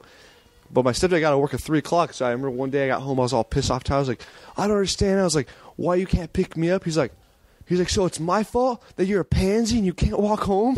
And it was like, but that's how my stepdad was, dude. He was like a hard ass, dude. It's like, fuck you, man. Was this the same team that Butterfingers Charlie was on? Or? No, that was Pop Warner. That was way before that. I wish you guys could know like how extreme that was. Like with everybody knew like who he was. It was so crazy, dude. In the Pop Warner League like that. I saw the picture last night to see this picture. He goes, this is when I actually lost enough weight so I could actually play with my friends. I go, oh, with Butterfinger Charlie? He goes, yeah, that one. It's pretty sad, dude, being in 5th grade, being on a Jell-O diet because you're too fat to play with your friends, dude. Dude, you didn't have to play with your friends. Yeah, dude. Dude, everybody was bigger than me in the next size. I was in the fat league, dude. Did you ever tell Mike when you hit me with the skateboard? No. Wait, what? Because, dude, I don't care what Jeremy says, dude. I used to talk a lot of shit, dude. Jeremy's a fucking dickhead with his friends, man. So my stepbrother came down to visit with us. Was Elijah there for that? Yeah, Elijah was there. Because remember, Elijah was, like, terrified. Because remember, Mom kept saying, you guys are scaring Elijah. He's going to go back home and never want to come back here. Did you say stepbrother? Yeah, he's a piece of shit. We don't talk to him. Oh, okay. I'm like, this is the first I've ever heard of that. So. Yeah. No, so he's down visiting. We're in the garage. And Jeremy keeps antagonizing me. I'm trying to work on my skateboard. And work on it. What were you doing? I was just drawing I was just on putting it? the trucks back on it. Oh, okay. And I used because like Jeremy taught me how to take my trucks off and then like, you know, fucking WD-40 my bearings. So I used to like think, oh, I'm so cool. I could take off these nuts, you know. So anyways, I'm putting back on my trucks. And then Jeremy's like sitting there like talking shit, and Elijah's laughing. And I keep getting more mad. And when I used to get to that point where I used to get to a point where I used to get so angry, and then I would snap, and I'd go to freak out level, and Jeremy used to love it because he'd just run from me and laugh at me. So he's getting me to that point, and I'm like getting mad, and I used to start shaking. So then he kept pissing me off. So I grabbed my skateboard, I hit him in the face with my skateboard. Like how nonchalantly you said that. I know, right? So you picked it up and you swung it and like hit a baseball bat. Yeah. So I run inside, but I didn't realize like how hard I hit him with it. So I run inside. So I'm thinking like, okay, cool, like. No, I was because you swung, hit me, and I gave chase instantly. Well, no, because it took like 30 seconds because when I ran inside, you weren't coming after me, so I sat down by the TV, and then I hear the garage door shut. I look behind me, and he comes full on, like he's going to kick a soccer ball. It kicks him square in the back, and then he broke his foot. See, I didn't break it. Well, the way I remember it, now granted, we're talking 20 years ago, at least. The way I remember it was you hit me, fucking I see you take off running, I give chase, you struggled getting into the house through the garage door, and because of that, you just hit the floor and curled up into a fetal position, and then that's when I kicked you because the reason I kicked you is because you went down, you went straight to the ground because I wanted to grab you and punch you, but you went to the ground, so I just fucking healed back and just fucking. Boom. I thought you broke your leg. No, I sprained my fucking foot because you know right here on the top kicked the shit out of you. I thought he broke it. I always tell everybody he broke his foot. And I couldn't walk for a week. Because I'm fucking steel, dude. There we go. He loved that too because I caused everything. He hits me in the head with a skateboard, pisses me off. I kick him, and I have to go to the hospital. The best part about it was as soon as he kicked me, he falls to the ground. He's like, oh. It hurt so bad. I bet. So then I was like, that's right, bitch, and I elbowed him. I'm just kidding. Dropped an elbow on him, and I was gone. The best part was, dude, all right, I was a kid, because my buddy Corey, he had an asshole brother like Jeremy. Dude, I'm telling you right now, like, Jeremy could say I antagonized him. Jeremy's a fucking dickhead, dude. Anyways, we both were like, yeah, we're going to get go-pits, so my brother tries to beat our ass, we're just going to take off. But Jeremy's really fucking fast, dude. He's really fast at running. So I bought a go-ped, and I remember I used to set it, I don't know if you remember this, I used to set it up at the corner of the garage. So the first time I got it, I was like, hell yeah, I'm going to go fucking talk to Jeremy, and I'm going to jump on my go-ped and take off. Well, the go-ped tops out, stock go-ped, it's like 15 miles an hour. But that's way faster than I could run at the time. So I jump on the go-ped, I start it up, I'm like, bitch. And then Jerry fucking tackles me off my go-ped and beats the shit out of me, dude. And the best part about it was, like, now you can never do that, but, dude, Jeremy tackled me onto a lawn in somebody else's front yard and just starts wailing on me. The next door neighbors, It's just the Mode brothers. No, so again. check it out. The best. So then I was mowing lawns at the time. So then I saved up enough money to get a stage 1 done on the engine. So at this point it was like 22 miles an hour. And then so the next time I talk shit, I smoked them, dude. Fuck you, bitch. So yeah, dude. I remember I saved up money, and Danny used to laugh, dude. Danny was like, "Oh, this is how much of an asshole my stepdad is." Well, let me tell you this other story. So I get the stage 1 done on my go-bed, and I'm like, "Oh, these handlebars are too tall. I want to get short handlebars." He's like, "I'll modify them for you." So he cuts them down, and he's like, "Hey, come out here and test them out." So I'm like, "Cool." They were like, I don't know, I was fucking like 7th grade, 8th grade. So I was, I don't know, maybe 4'8", 4'7". They're small. You were still that in 8th grade? You were still. That's about right? Like maybe 5 foot. I don't know. Yeah, I was pretty short, dude, for being in middle school. I have no idea how tall I was in middle school. Well, anyways, they were small handlebars. He cut them down. Well, I go test ride it, and like I said, it's probably around. It was between like 22 and 25 miles an hour once I got the stage 1 or stage 2 done. And there was a lip in the street. Well, I go to pull up on the handlebars, and the handlebars disconnect from the go-ped. Oh no! And I eat shit. And I break my wrist. Dude, and I come back, and one of my buddies, Bobby, his older brother, was hanging out at his friend's house. He saw me, and they're an asshole, just like Jeremy. They were laughing. I'm like, fucking Mode, you dumbass! Like, look at you. So I picked my go-ped up, dude. I'm carrying it with one arm, and I'm carrying the handlebars in the other arm. I get back home. My mom takes me to go, and sure enough, my wrist is broken. I get back home, and Danny's like, "Well, there's a lesson for you. Always check your work. Always check another guy's work, dude." That's what he told me, dude. I was in fucking middle school, dude. That's a life lesson. Yeah, dude.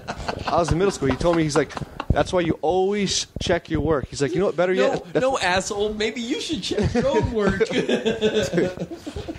me and Ryan went to the hospital so much when we were kids. I am not looking forward to the future of me and Ryan's kids. Yeah.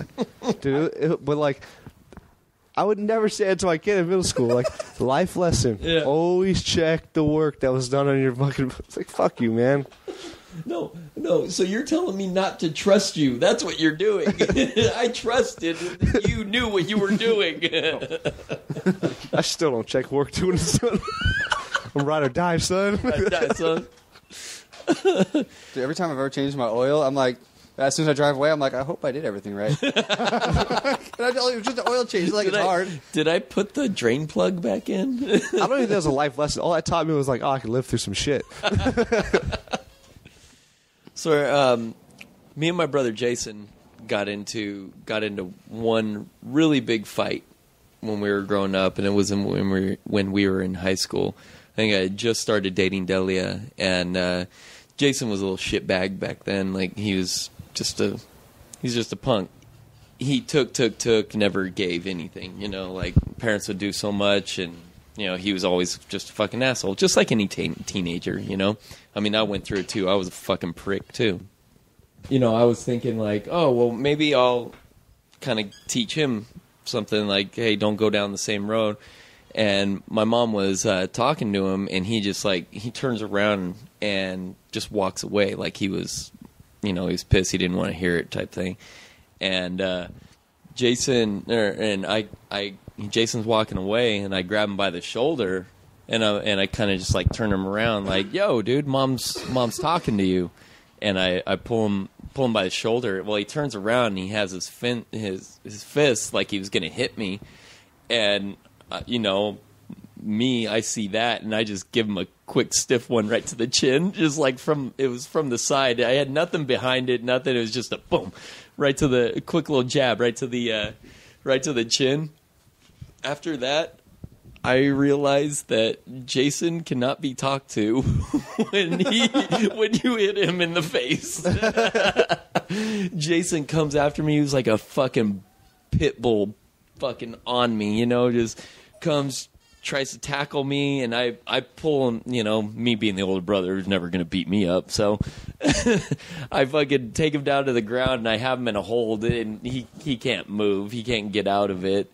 And more so, of a headlock, reaching. That's why we talk, Jay. Who's my bitch? Yeah, and I'm just holding him, and he's trying to go and everything, and finally, parents, everyone comes, breaks it up, and after that, that was the only real fight that Jason and I had ever never got into a fight with my younger brother because he was just too much of a goofball. I'm like, I want to fucking hit you. I want to beat your ass. But you know what, dude? Someone's going to do it later on down the road.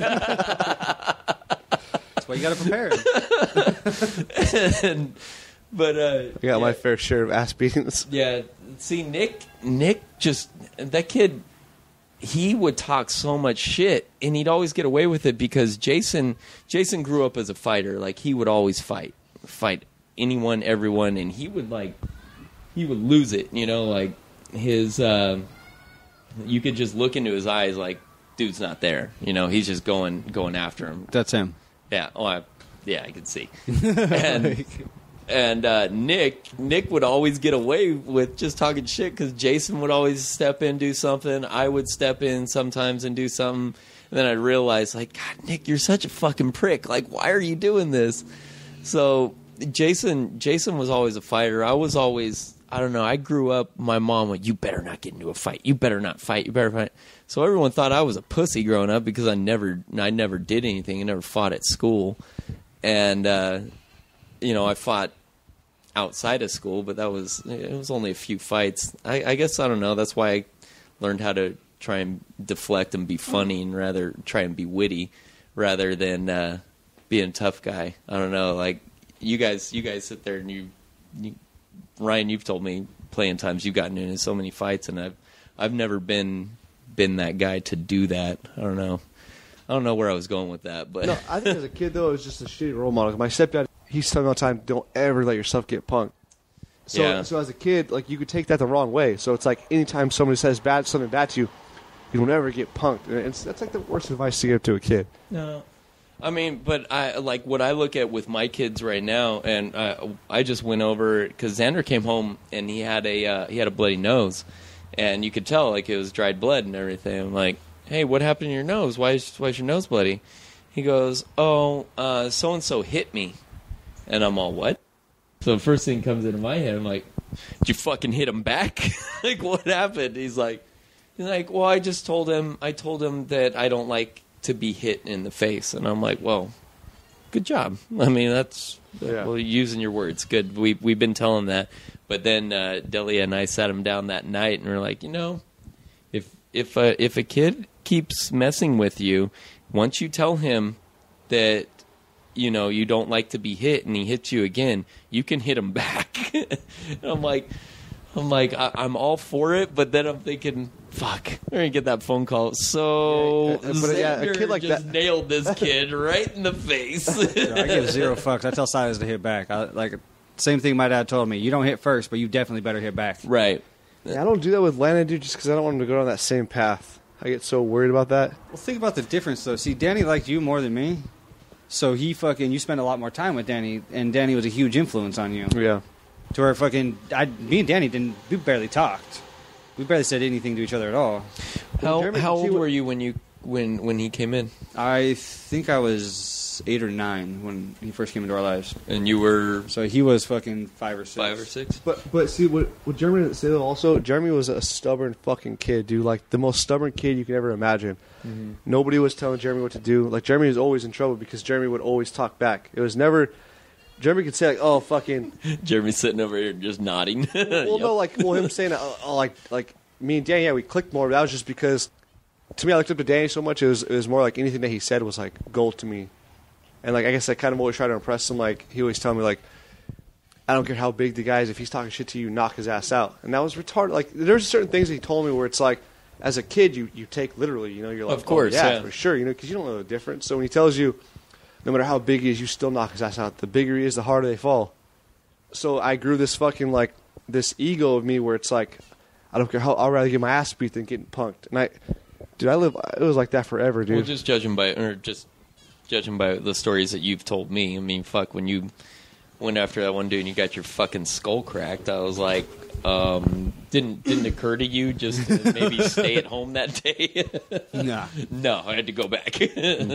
Well, and I still think about that now. Well, even Jeremy talks like do you ever look back on stories in your high school where like you feel that you got punked and it still bothers you today? Oh yeah, for sure. I don't have any of those stories because Danny would tell me like how you're going to live with those, so handle the situation, which at the time seemed like that's true because more so not in high school. I didn't really fight in high school. I was always cool with everybody, but in more so in middle school, like I got punked big time, like in front of everyone, dude. And I was like, how does this? I was very. Like it still sticks with me right now. Like what does everyone think of me, type thing. Yeah. And I still feel like remember because I drive by my middle school like almost every day to go pick up my kids from my mother-in-law's house, and I look over there, I see the playground where it happened. I'm like, it always triggers something like a memory in my head, And I did get punked a lot as a kid, but that was from my upbringing. My mom. And my dad didn't really say much, but my mom would, you better not get into trouble. You better not fight. You better not do this. So it was, you take things literally. You hear it, and it's always constantly in the back of your mind. And, people are fucking punking you at school like you want to do something, but then I'm like, yeah, I'm going to get in trouble here at school, but my mom's going to whoop my ass too. So, and I'm weighing my options at that point. And I think a lot of it, too, is, like, confusion as a kid also because I would get home, my mom would be pissed, but then Danny would be like, take him? Yeah. And then so it was a lot of confusion. It's like, oh, well, Danny's not mad at me, but my mom is, but that's because she's a girl. Yeah. And that's how, like, Danny would explain to me, like, oh, she just doesn't know. Well, then Danny ran the house. Yeah. So it's... Well, and that's what's weird too with my brother, with Jason. Jason got into a fight every other day. It seemed like, and no one ever said anything to him. Like it wasn't like it was different rules for different us different boys. And it's like I got the go to school. You got to go. And I said this before on the podcast. I used to do seminary. It was like an early Bible study before fucking school. It was like Mormon shit, but I would do that. So I had to. I was given those ground rules as a kid. Like you got to do good in school, you got to go to this seminary, and you have to play sports too. And I followed it to a T. Like I made sure my grades were good, excelled in sports, and I also did that fucking early morning study too. And where my brothers, it was like, okay, well, we just want you to get good grades in school. Okay, well, fuck, you made me go to this fucking seminary every morning. You're not making them go? Well, they just can't get up. Oh, motherfucker, I couldn't get up either, but I did. Like, I don't know. It was just, it was different rules growing up where I got the more of the... I think what you're talking about is like has to mostly do with being the first child. Yeah. Because you figure me and Ryan got raised differently. Granted, we are 4.5 years apart, which that's a huge difference. Right. But I mean, because you raise each kid differently, and especially your first child, you're going to be hard to shit on. Yeah. Compared to second, third. It totally makes sense. Me and Mike were talking about that last night. Yeah, it makes sense because we were a lot tougher on Kayla, and you can just see the way that she gets things, the way she talks, the way she processes. Whereas Xander's he's a boy, and it's like, well, fuck it, he's gonna do that. He's a boy. Like he sailed under that fucking. Well, he's a boy, and he gets away with a lot more because I took the stances that, well, he's a boy. That's what he's supposed to do, or something like that. And Kayla's a little more. She's like the mom. Like she wants to mother and make sure she takes care. Even at school, they're in the same school. She takes care of Xander, all day. Like, Xander, okay, brother, I need you to come over here. This is where you're going to stand. This is the line. Why don't you sit here? And she pushes him, and she puts him right through and keeps him in line. Where Xander is just like, I don't care, whatever. Yeah, sure. You just tell me what to do. Fine. Plus, also that your first kid is typically your favorite. Yeah.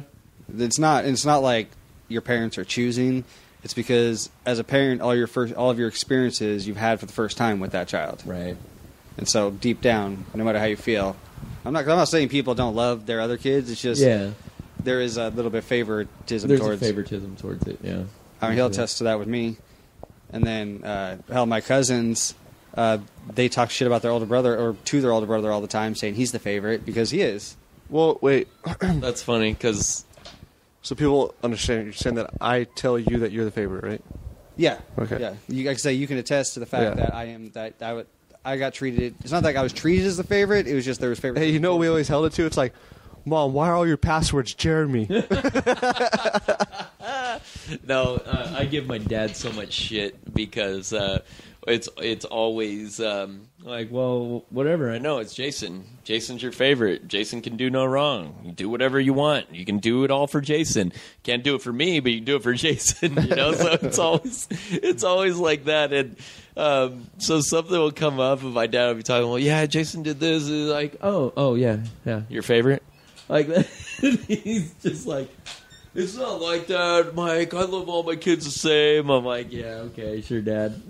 Dude, my mom was pretty open about who her favorite was. It was pretty funny. Because she'd be like, well, it used to be Jeremy, but I feel like I'm leaning towards you a little bit more now because... And then, like, she would switch it up and be like, Haley. But she'd be honest, be like, no, he was. But now it's like, I'm leaning a little towards more this one now. Like, dude, my mom was really funny about that, dude. She was all about the time. Like, dude, what have you done for me lately? Yeah, pretty much, dude. She was really open about it. It was pretty funny. It's like, well... You call me more than Jeremy does, so... Yeah, dude. You're my favorite now. I never call my mom.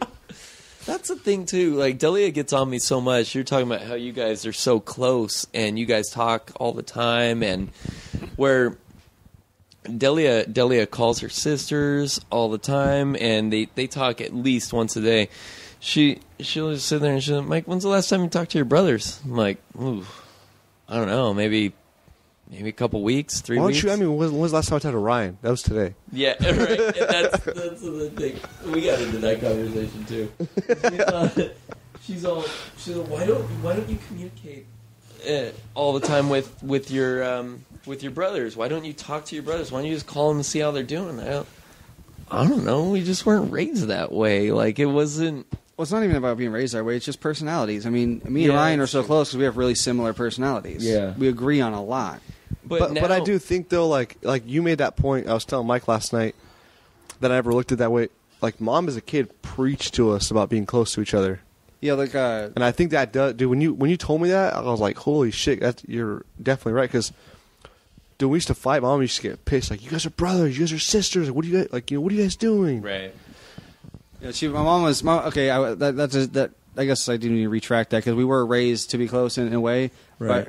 But as kids, we hated each other. It wasn't until I got back from the Army that we started getting along. I hated my brothers and growing up, but soon as I got out of high school and started hanging out with my brother Jason more, not so much Nick. Nick always kind of did his own thing, but and Nick is the youngest, but Jason and I are 2 years apart, and we would right now. It's like, yo, dude, hey, I'm going over to Ryan's. You want to come? Or we're gonna go out tonight. You want to come? And he does the same thing. Mike, getting ready to go out. You want to cruise? Like, just I love fucking hanging out with Jason now.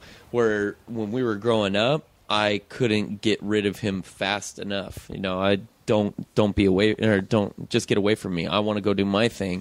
Where now I look back, I'm like, God, I was such a prick. Like, I should have hung out with him more. And because Jason's fucking, you guys know, he's fucking hilarious. And I don't know, he's just a fun dude to be around.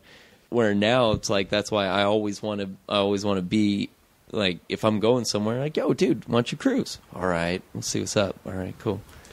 And then to get on to what I was talking with Billy and I were talking about Ryan, she's like, well, Mike, if you always make it a point to go stop by Ryan's house and say what's up. Oh, well, yeah, because I always let. She goes, well, I feel, Mike, that you are.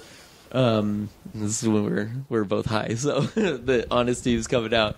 She's like, well, I feel like that you are alienating all of your other friends just to hang out with Ryan. And I go, Ryan and I click very well. And, like, every time I can talk to Ryan about anything, we can always just have a good conversation. It's always fun. It's always a good time. And when I do that with my other friends, it's not always a great time. It's always drama. There's got something going on. And it's not chill, laid back how I want it to be. I go, I just like hanging out with Ryan. if I have extra time, I'm like, well, why don't we hang out? Why don't we go to Ryan's house, or why don't I have Ryan and Jazz come up here? You know, like that's how I am. I don't know. That's how I feel. Where with my other friends, it's not so much. And I don't know. Delia's like, well, you just gotta be careful. You're gonna alienate your friends. Dude, I understand 100% what you're saying, and I give zero fucks because I am sick of hanging out with my friends and not enjoying my time. Right. And it's not because of anything they're doing. It's usually because of the situation we're hanging out in, or their girlfriend or wife sucks, and I can't stand to be around it. And which I totally get now why people didn't like to hang out with me when I was married, because my relationship was terrible. Okay, so it brought a negative. Yeah, I mean, he could probably explain more of it because I was in it, so I don't know what the experience was like. But I can only imagine now that when I'm hanging out with other friends and seeing it, it's like, fuck, man, I don't want to be around you. Right.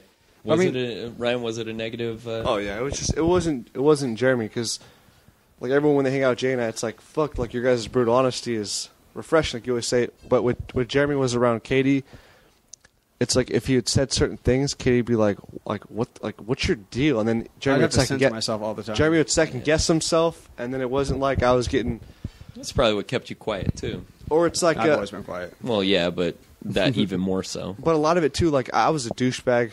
Like I was really bad when I was. Oh, we know. Yeah, no, but I was really bad when I was like not living with Jasmine. So I would tell like a douchebag story, and his wife would be like, and then he would laugh or something, and then his wife would be like, "What the like?" I don't know. You think that's funny? Yeah, is that what you want to do? Yeah, kind of thing. And then it was I wouldn't get the real Jeremy. No, like see, when everything was going on, it wasn't like I was like, damn, nobody will hang out with me anymore. Like I understood why people wouldn't hang out with me anymore. Like he told me, I had another friend that told me why they wouldn't hang out with me, and it's like I understood, but I mean I was married at the time. What was I supposed to do? That's really tough too to probably like not comprehend, but just accept that fuck. Like you want to hang out with your friends, you want to hang out with different people, but you have your wife or your girlfriend that no one likes or no one gets along with, or she just puts a bad vibe out there, and you know that is there, and so you probably don't want to hang out or don't want to bring that person around at that point too. That's the thing is like I knew a lot of my friends didn't like Katie, so I wouldn't go to their things. Exactly. Like we would get invited because they were being nice and wanting me there. Right. But I just wouldn't go. But I think a lot of it too. I've never talked to you about this, but there was times where like his ex would be super fucking cool, where you're like, holy shit. So I started thinking like, I wonder if Jeremy thinks that like this is how she normally is. Just the times that you guys are all around is when she's acts like a cunt. It was like a 50-50. So it's kind of like you put that in your head like it's an excuse, like, oh, she's not like this all the time. So they're just getting the bad side of her. I think you kind of start going down that road, and stick with it. No, so I never went down that road. It was just because it was you never knew what mood she was going to be in. Yeah. And I think you're the only person that knows exactly what I experienced. Yeah. Because you were around so much. Is she bipolar? No, definitely anxiety disorder. Because I threatened to divorce her one time, and so she finally went and started talking to somebody, and they put her on Zoloft or no, Zoloft can't be it. Whatever anti-anxiety pill they put her on. Oh. And like our relationship instantly improved. But that was short-lived. Yeah. And then, other problems came up after that. Because our communication... As soon as the prescription ran out. Because she still takes that stuff, and it definitely helps her. She noticed the change, too, because her anxiety came down. Once her anxiety came down, she was easier to be around and deal with and talk to. So our communication improved, but weed would probably do really well for her, then. Me and her used to smoke weed all the time together. And still, it wasn't... No, she's a... Dude, she's the rarest person you've ever met, dude. If there's one of a kind, dude, that's her. Really? Yeah, dude. She's a difficult person to understand. And it wasn't all bad. I mean, there were times, even now, talking to her, there's times where I'll get into a conversation with her, and I'm like, oh, fuck, this is the cool side. Right. Miss this. But other than that... I don't miss this, but... there's too much other shit that goes along with that. Gotcha. But it wasn't all bad, but... it just sucked that I lost a lot of friends over it, and I let it happen. Dude, there were so many nights, too, where I would leave early. Because me and his wife got into so many times, I'd be like, all right, Jeremy. I never even asked Is that why he you was left my house early when you came over? Shut up, dude. Fuck you. Dude, the guy stayed for like 20 minutes like, oh, we got to go. I'm like, wow. You know me, dude, like if I'm extremely tired and I feel like I'm being antisocial, I don't want to be that guy, so I leave. Yeah. I'm just giving him shit, though. I understand. But I was at his barbecue for like maybe an hour and a half, and I left because I was just, the guys that were there were cool as fuck, and like I felt like I was being that guy where I was just like Were giving you yawning a lot? What? Were you yawning a lot? Yeah. Okay, yeah. He won't hang out if he's yawning. Yeah, he's yawning a lot, and it was the one-word answers, too. It was like, That's when his brain's not working. And then I was just too tired, and I hate hanging out with those guys, so I'm not going to stay and be one of those guys. I'm like, dude, what's up with your boy, dude? It's like, and then try to explain, oh, he just doesn't sleep a lot. It's like, yeah, okay. Yeah, and you know that's the thing too, because every time I bring up Ryan to anyone else, I'm like, dude, my sister-in-laws and all of my friends, like, dude, you guys gotta hang out with this dude Ryan. And finally, Ryan comes through, and Ryan's like, I gotta go. I'm like, wow, you suck. Yeah, thanks, man, living up to a good fucking rep here. It just sucks, man. Like being that tired. Well, Jay knows, dude. It's fucking sucks, man. Yeah. Well, hopefully that changes here soon. Hopefully, we'll see. What was I thinking about right now? I was trying to hold the thoughts I wanted to say something, and I forgot. When you're working 2 jobs? No, it was before that. It was like 5 minutes ago. There's something I was to say about Mike, because we were talking about Mike the other day on Thursday Oh, we were night. just saying how he's just a fun-loving guy. He's a goofball. Oh, that's what I wanted to say. thanks, Because guys. Ryan, It's a good thing, dude. like when Ryan says, "Who do you want to have on this weekend?" I'm like, "Let's have Mike on." He's like, "Dude, like I don't want to do that. I don't want Mike to feel like, oh, we can't find anybody. Let's have Mike on." I'm like, "No, I want to have Mike on because I like talking to Mike. Yeah. I like talking to Mike. I know if you're here, we're gonna have a good conversation." Well, thank you, guys. I hope everyone out there feels the same. I really don't care. Yeah. I don't know, like when Ryan or when you hit me up and saying like, hey, you can be on the podcast, I'm like, yeah, dude, for sure, anytime. I love doing it. I just don't want to feel like I'm that guy that you always have on, and I don't want to ever bring down your level or anything like that. And I don't want to be oversaturating with me and my stupid. Even if you were on every episode, it wouldn't bother me because I'm still having a good conversation. Yeah. It doesn't bother me. I mean, people might get tired of hearing the three of us talk, but, well, then don't fucking listen. Right. Which, there's like 10 of you out there. One of them's here. One of them's here. True fan. You being Brett now? Huh? Fucking Brett's such a dickhead with that one podcast we did. He's like, why are we on mics, dude? All the listeners are here. He's like, let's just turn off the mics and let's just have a conversation. Why are we on mics right now? Why do we need to record this? He's all, wait a minute, there's 4, there's 2 of your listeners in here and the other 4 are outside. So let's just bring everyone in here and turn off the mics. What are we doing? I was like, fuck you, man. Well, I'm really happy we went back to our original plan, which was just sit down and have a conversation. Yeah. Because, like, right now, I didn't plan on talking about anything from our childhood. Yeah. Actually, I had something I wanted to talk about and haven't even brought it up yet. What's that? I fucking listened to this podcast, talked about eugenics the other day, and I've never knew what eugenics was until I listened to it. I have no idea Know what that is. Yeah. Oh, it's fucking terrifying. Back in the 20s, there's this theory of eugenics where you could breed out unwanted traits in people.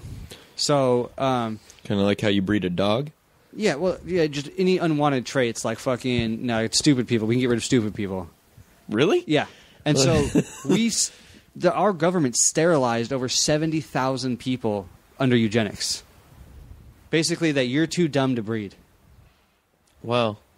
I wonder why my boss didn't get X'd out of this. Was he alive in the 20s? Hopefully his grandfather was. He should have been gone. And like we really genuinely fucking where idiot and imbecile comes from, and there's a couple other terms. There were different classes of dumb people, and they didn't want you to breed, and so you'd be labeled as like an idiot, or you'd be labeled as an imbecile, and it was a fucking medical term.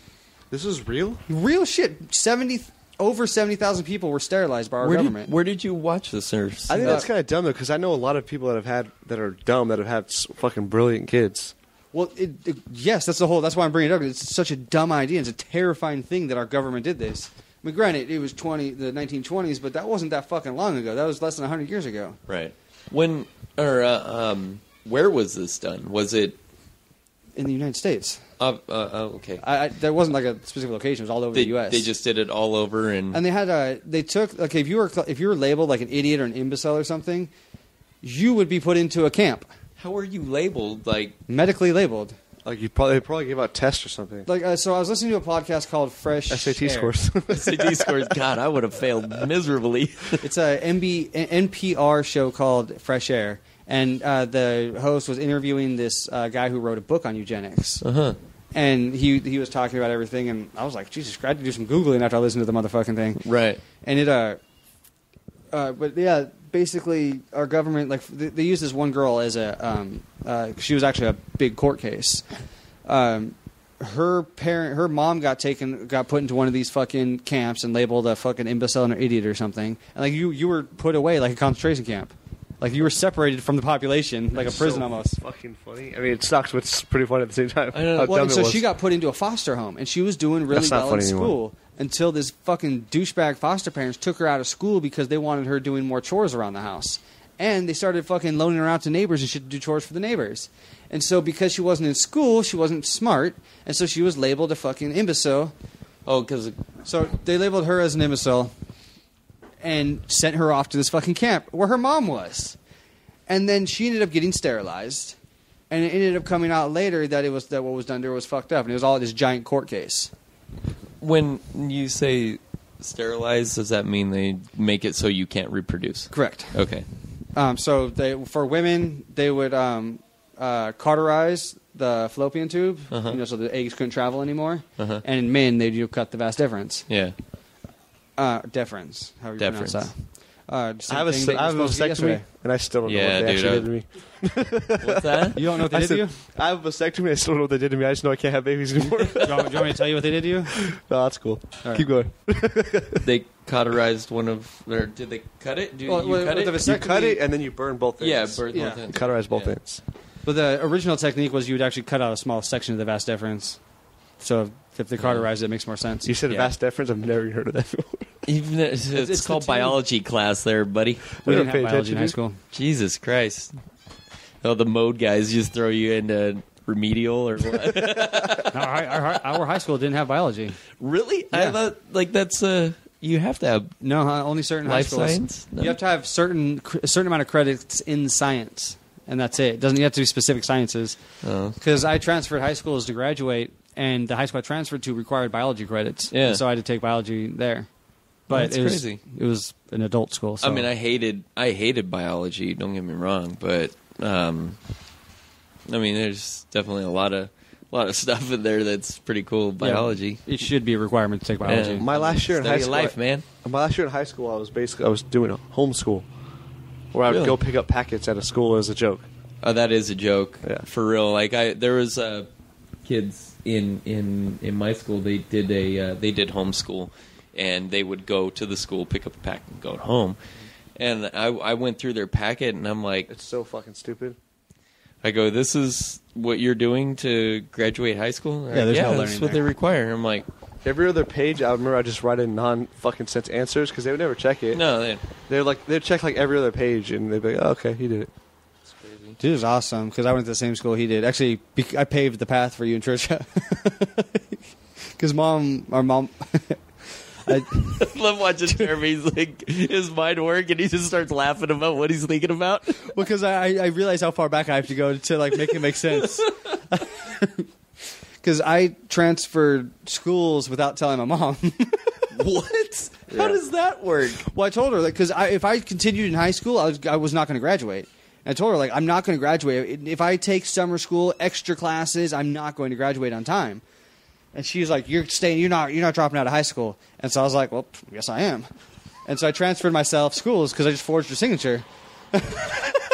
Holy shit! That would have never came into my head. Well, I'll just forge my mom's signature. Did I forge my mom's signature on everything? You got caught a lot too. And half the time, I'd be like, "Mom, I need you to sign this." She's like, "Just sign my name." It's hilarious. So most of the time I wouldn't even ask her; I just signed her name. And so I forged her signature on the documents, processed everything, got the transfer put in, and then I told her I was like, because there was an orientation that you had to go to for this. So it was called Options for Youth, and it's just homeschooling. And there's an orientation you had to go to, and you had to bring your parent or guardian. You couldn't go to the school unless you went to this orientation. So I was like, hey, Mom, I need to talk to you. Like, remember that school I talked to you about? There's a meeting you have to attend. I was like, remember that school I told you I wanted to go to, and you said I couldn't? I was like, well, I transferred myself to that school, and you have to go with me to the orientation. She's like, what? See, but I never went to options because I was behind. I was always on track. I got sent to options because of fighting. Yeah. I got kicked out too in school. That's why my mom put me in options for youth. That wasn't. I was pretty decent in school. I never got behind or anything. I mean, Ryan, you're a smart dude. You could say it with a straight face. I kind of want to laugh when saying that, but you are like you understand common sense. We'll go with you got that street one. smarts, bro. You have street smarts. By no means does this kid have book smarts. I've listened to a couple of different words you've tried to. What was the word that you fucking flubbed? It was so bad. Which one? Probably every conversation we've ever had. Yeah, fuck. I can't think of it right now. Was it compilation? Yeah, compilation. Thank you so much. Just the other day you said that to me on Monday. All right, so I fucked up again. When you said compilation and I was listening, I'm like, compilation, you motherfucking God. I was talking about Conor McGregor. I was like, hey, you ever watch Conor McGregor's compilation videos? He's all compilation. There's no E in the fucking word. Hey, Andy had a good zinger. He's also, when you watch porn videos, you watch compilation videos. You watch compilation videos? Dude, I didn't even catch that joke until I was editing either. No, that was funny. And since you guys don't do this live, we I'm listening to it, and every time I'm listening to it, I'm like, I'm wanting to text Ryan. That's like, dude, you should do this like it's in the middle of the conversation. That's what Brett does. Brett will text us when he's listening to the podcast. Dude, Brett corrects every fuck up I do. Like, what was it? I said there was iron in bananas, and Brett texted me while he was listening to it. Potassium. There's potassium in bananas. That's right. Oh, I did get that wrong. Yeah. Oh, just for all you out there too, you know that bananas are not a fruit, correct? Right? I have heard that. It's an herbaceous. It's a fruit. It's an herb. It's an herb. It's like people say tomatoes are fruit. I'm like, it is not a fucking fruit. It tastes like shit. It's not sweet.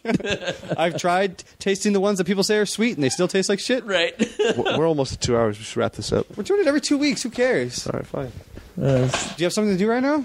I don't. You go. Me and Michael talk. Besides, look at my beautiful dog, no. I think you should go take that dog in and go get him cut.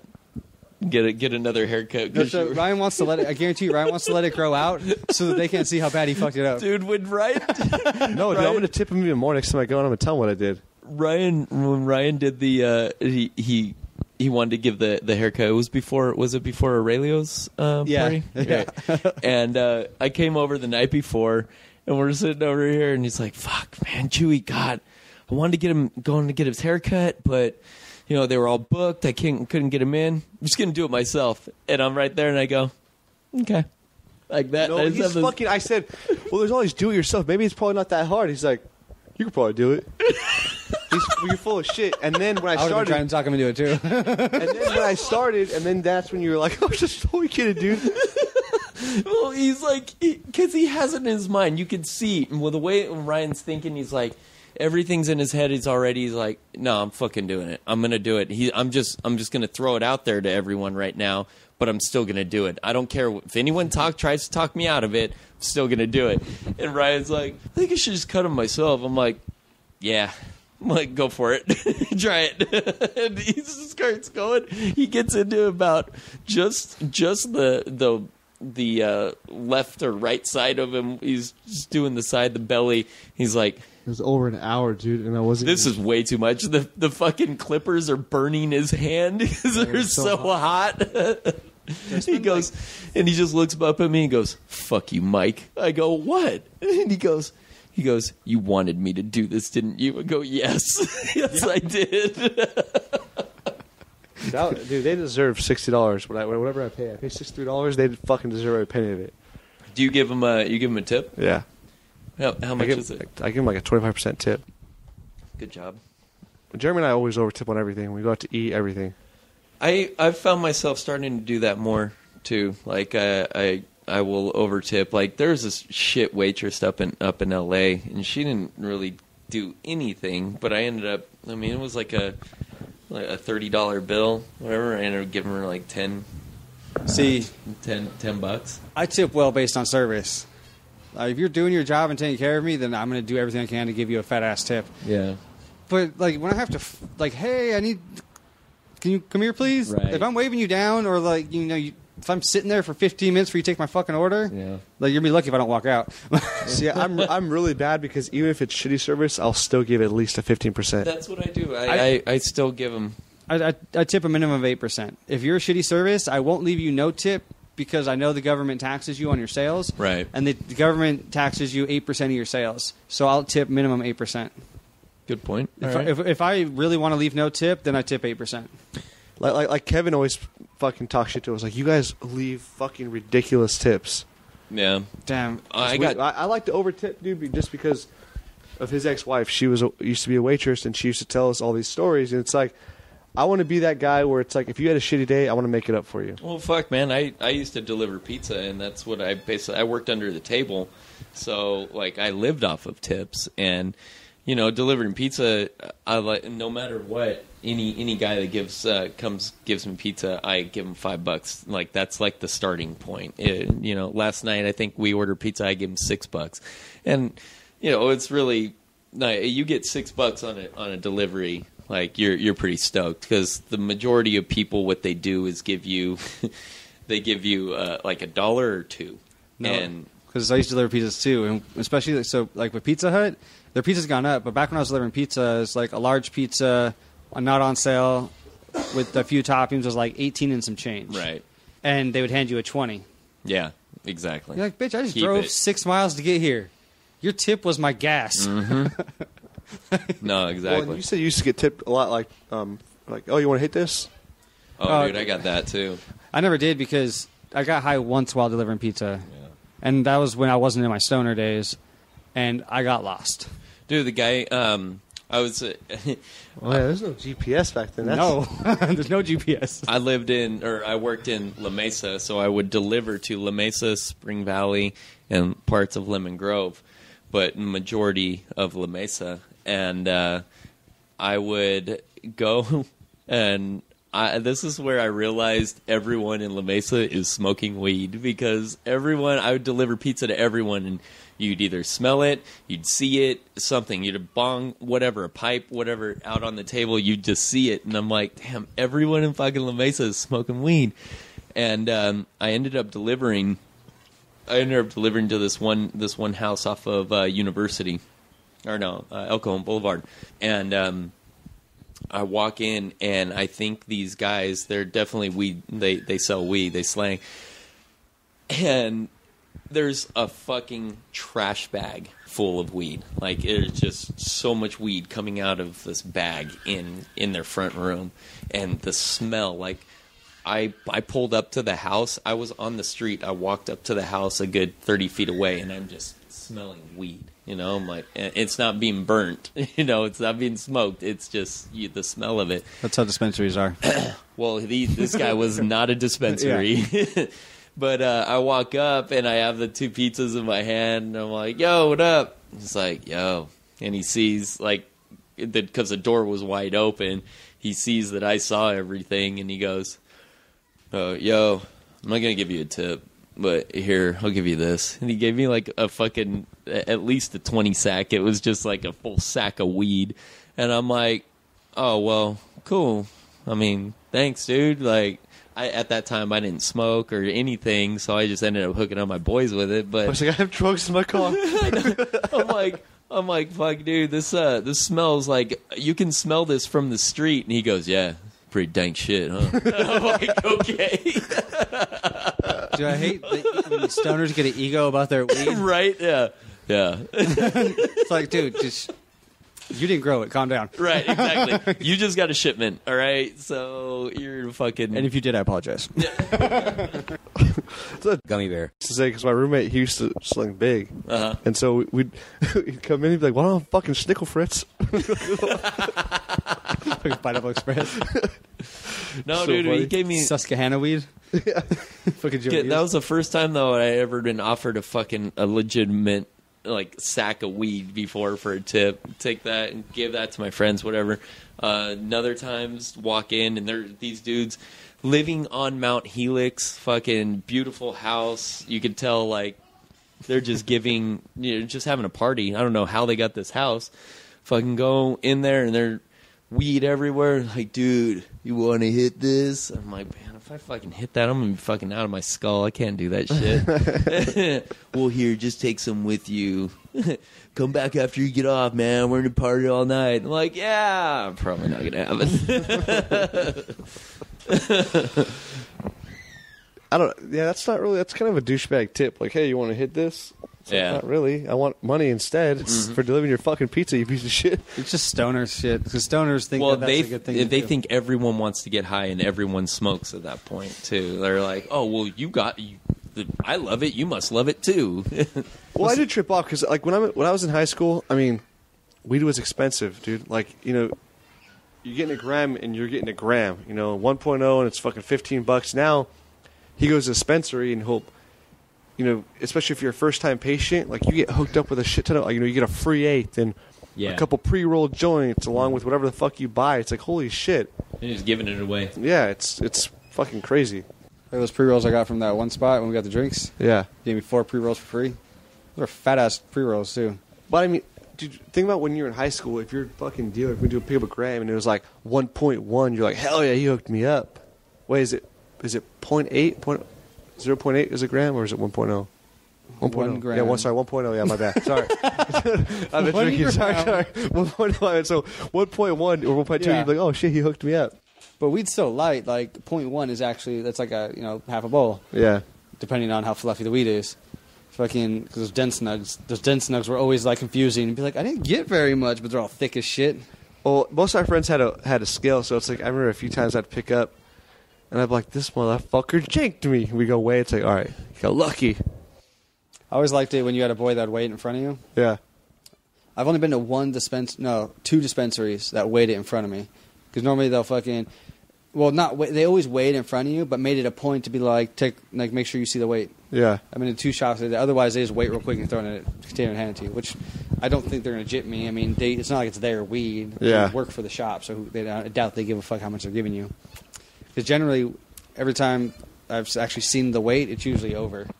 Can you throw me one of those beers? I don't want to walk inside. Yeah. That and fucking, God, they have so much weed in dispensaries. Yeah. It's funny too because you're talking about how you smell the weed from outside. Yeah. Dispensaries don't have they don't have a signage Right. because they don't want people to know that they're there. Well, I know I'm in the right place when I smell the weed. I know I'm in the right place when I walk by and their whole storefront is like the limo tint on their windows, like you can't see through. I'm like, Yeah. Oh, this must be a dispensary, and the smell too. There's a dispensary I go to over in La Mesa University, actually right by where we used to live, next to that 7-Eleven. People who have gone with me there are like, there are so many people going in and out of that place. I'm like, all fucking day, every day. Where is this one? It's a University and Parks. Oh yeah. Oh, There's wow. a 7-Eleven right there. Yeah. Next to the 7-Eleven, there's a office building with some offices in it, office suites, and it's in there. No signage, no nothing. But as soon as you get to that door, you're like, I'm in the right place. Yeah. I'm glad. Like I didn't. Obviously, I know you to where like I can always just get. I just don't want to. I don't want to get the whole card thing and kind of be on the radar. What's the thing is you're getting it through a doctor. Like you're put into because you have to be put into somewhere where the dispensary can verify you. Right. So, I mean, you technically are in a database, but it's all fucking doctor-patient confidentiality. So it's not like the way I look at it is your job is never going to fucking find out about it. There's nothing they could legally do to get that information. Really? Yeah, the only way they can get it is illegally. How? Because all right, so I'm subject to DOT, Department of Transportation, right? Just because where I work and I have the possibility of getting on getting in a company vehicle. All right. Yeah. So like I'm subject to being randomed and all of that, and like right now, like they don't random me because that's not typically my job duty and job description. But if I am to get another job, like that involves me driving a company car, then yeah, I'm subject to random right away, and like I can't have any weed in my system. And then to top it off, if I do have the card, is there some way that they are able to see that, No, I mean, if that's the thing too, even in the system, it doesn't even show your name in the system. I'd have to Google. Or are you a number? Because you have to at the dispensary, you have to be like a member, or you have to enter your I'm not 100% register sure how your this number works, or something. But you figure, I don't even have my license with me; it's at home. But I have an ID number on my license, and that's what they verify it with. Okay. So I'm not sure if my name's even in that database that they go through for the verification. Gotcha. Because every time I go to a new dispensary, they have to look me up in the system to verify me. It pisses me off when they're like, "Oh," when they say it's taking a while to verify me. I'm like, "You look it up. It should take you like less than a minute to look me up." Like, right. As long as your internet's fast enough. Yeah, that's all where you have to. Like, why am I waiting 15 minutes for you to fucking check Let me my verify shit? your Wi-Fi here. It's crazy when I've gone with Jada, especially a few times, and you see the people like going to the shop. You would never think of them like businessmen going in there. Remember and, that like, one guy that... Yeah, that guy. Oh, dude, I would never expect him to smoke weed. All right, so I go into the dispensary because me and Ryan are looking for these drinks made by Venice Cookie Company. That's not the grape soda, is it? Yeah. Oh, dude, that's Cannabis quenchers? Dude, me, Ryan, and Charlie took a shot of that. Charlie was fine because Charlie is an avid weed smoker, but was at one time, yeah. And me and fucking Ryan take a shot of this grape soda, and we were high as shit for fucking 4 hours, and we're like, it totally ruined our whole bar experience. I look at Ryan, and Ryan's just like, don't talk to me. It was bad, dude. I couldn't even pay attention. It was sucked. Well, so I go to this one dispensary because it was on their menu that they had it, and a lot of shops, when you call them, they won't tell you about their product, or they'll just say that they do have it to get you there. Right. Of course, me, if they don't have it, I'll just walk out. Like, right. I didn't come here for anything else, so peace. And so I go in, and the security guy who checks your ID and everything, he wasn't at the little desk, and so I'm waiting for him to get back. Another guy walks in, fucking total business guy. And I'm used to seeing that. It's not weird to me anymore. Right. And Ryan's waiting outside for me. And then fucking dude finally comes in, and then that guy is a frequent patient of that dispensary, and it was my first time there. So he was like, he used me, like he's saying that he referred me. He's like, hey, can I say that I referred you? Because I'll get a hookup. I'm like, I don't give a fuck. And so we tell the guy that, and then so he got like a free half-eighth or something like that. I forget what it was. But he comes, I'm talking outside to Ryan, like, yeah, they didn't have the fucking drinks or whatever. And he walks out. He's like, hey, you want me to fucking give you half of what I got for the hookup? I'm like, nah, dude, don't even trip. Go ahead. And he was like, so excited. He's all, thanks, man. Yeah. Ryan was like, I would never think that guy smoked weed. Right. I was like, dude, you have no idea. I was like, I've seen women walk into these things, and I'm like, what? Dude, check this out. So we go in the hood, right? Because the first, I went on Weed Maps. I was telling Jeremy, I'll look for the drink for us, and I can see if I can find a spot. So I tell Jeremy I found one. Get some water real quick. Right we go to the hood. It's off of the 15 and Market. Uh-huh. It's the fucking ghetto over there. And I was tripping out because people were rolling up like crazy to this bud shop. Like it was like car after car. But there was like a party because it was next to this liquor store. And you got this like a bunch of like fucking dudes. They got their 40s. They're just smoking bud like nothing. But it's funny when you're in the hood because cops won't stop you for that kind of stuff. No, not at all. Because they're so used to it. Like how bad was the party Jay, out in front of the liquor store? That one we're in the hood. Oh yeah. Like they're sitting there smoking blunts, they were drinking, and like one chick, she's dancing in the middle of the parking lot, like clapping booty cheeks. I was like, what the fuck's going on right now? Dude, I took off my helmet, dude. I was like there for the show, dude. I was sitting on my bike, like this is dope. Right? That was a spot that we pulled up to. Where I was like, because I looked at you, I was like, "You'd be okay sitting here for a few minutes?" I was like, yeah, I'm good, dude. Because I get worried about situations like that because I might be inside the dispensary for a half hour. Right. And then, so Ryan, you can't. If you don't have a card, you cannot go in, right? All right. I mean, I guess you could probably go into the lobby and sit down, but I don't even think they like you doing that. Yeah. It's so funny. Jared takes off his helmet. He's like, "Are you cool?"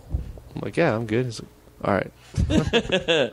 Ryan always looks like a cop or some type of military status every time you see him. It's so funny because I rarely get people get accused of being in the military, and he gets it all the fucking time. Yeah.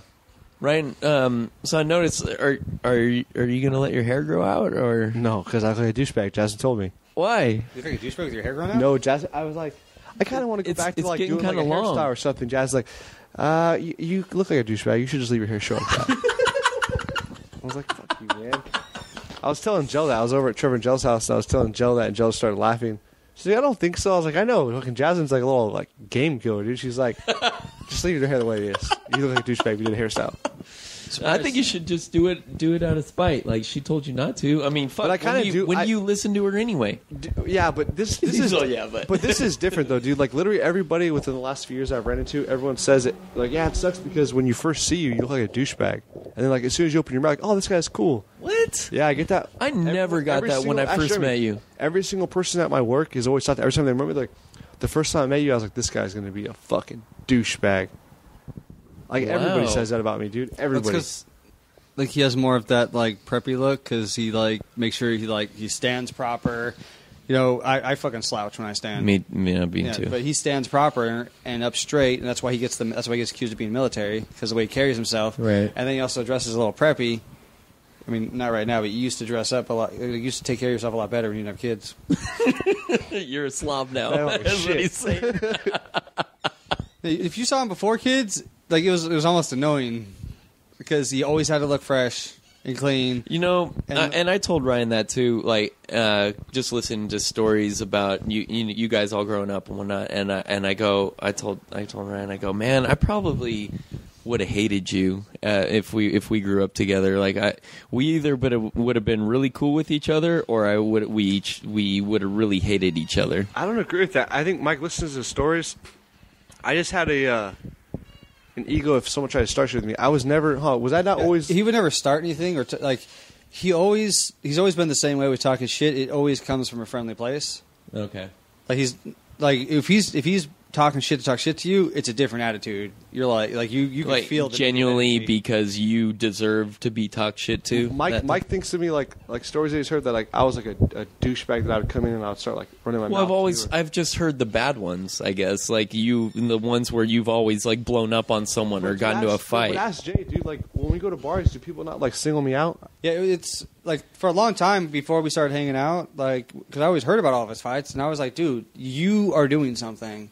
Yeah. You don't like. You must have an attitude. There's got to be something. No, I've been with him in several situations where next thing I know, someone's talking shit to him. I'm like, what the fuck just happened? Right. But then that stems from like people looking at me as a douchebag. Like, I've had even Jasmine's friends like, yeah, if when I first met you, I thought you were a douchebag until you started talking to me, and I get that a lot, dude. A lot of people tell me that like a lot, especially like right now when because all I'm just thinking this is recent, the last couple of years. If Jasmine's friends, no, yeah, even at work, like we'll get new hires and people tell me that all the time. Well, like all my new employees that I've gotten, I'm like, hey, when you first met me, like, did you think I was just like, oh yeah, like right away? That's like, crazy because when I first met you, I was like, wow, this guy's a real stand-up dude. Like he's very, very, like, he's just a stand-up dude. Like that's what I got. Met me when I was with my kids though too. Exactly. Yeah, that's probably it. You were there with your kids, and I pictured you as a stand-up dude, but listening to your stories and shit you would tell me, from back in the day, I'm like, I don't know, Ryan. I don't know if I would have clicked with you or if I wanted to fucking beat your ass, which I knew would never happen, but I think I could try. Okay, everybody, I think we're done for today. That was. I think that was a good podcast. I'm very proud of this one. I'm actually, when Jeremy was saying on the last one when we're like wrapping up how we're gonna do it every other week, he's like, this time it'll give us more time to focus and actually enjoy the podcast. Yeah. This is the first podcast we just take a break, and I thoroughly enjoyed it. And it felt like it wasn't rushed at all. Like, no. I'm not criticizing or anything, but like other podcasts that I listen to, it's like, okay, hey, this has been way too much time. It's like we gotta close this off. Where this is just it was natural. Like, all right, guys, we're done now, so we can just wrap it up. You know, like I like this. I like you guys need to understand. You guys dictate the mode, and no pun intended. But you dictate how this podcast goes. And if you guys are antsy and you are you rush through things, like it does definitely translate on the ModeCast. So yeah, that's what we were. I mean, we were both getting to the point where it's like we're rushing through everything. You know, we both had limited free time, and we have even less free time together. Mm-hmm. And so we have like 1 to 2 days a week. We might be able to coordinate something, right? And then we're rushing through it, and then we also feel like, well, in a way, we're dicking over some of our friends because we invite them to be on the podcast, and they're looking to hang out, but we only have time to do the podcast, and then we gotta bounce. Yep. So it's like I get why some of our friends get frustrated with us. But I mean, we live busy lives, so we gotta make shit happen when we can.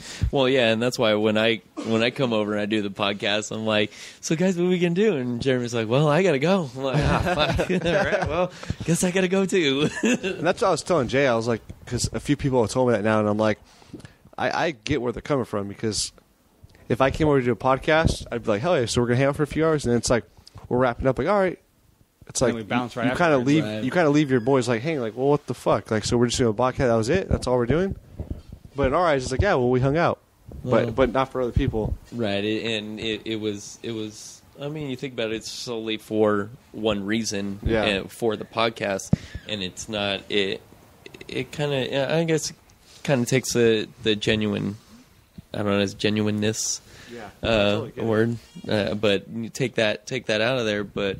Like, that's why, I mean, I love talking with you guys, just talk, you know, and hanging out. And as soon as mic's on, mic's off, like, I still want to fucking talk. I don't give a shit. I love hanging out with you guys. That's what happened. We paused it right now, and then fucking how many minutes went by where I'm like, what are we doing? Like, where are we going? Let's go hang out. Let's wrap this up and go hang out with the kids. Yeah. Well, like, Jazz has noticed, so when we did the podcast with Caesar, like, she's like, you guys are getting back to your roots. And I was like, well, because I couldn't hear the kids in the background. We're at Caesar's house. Yeah.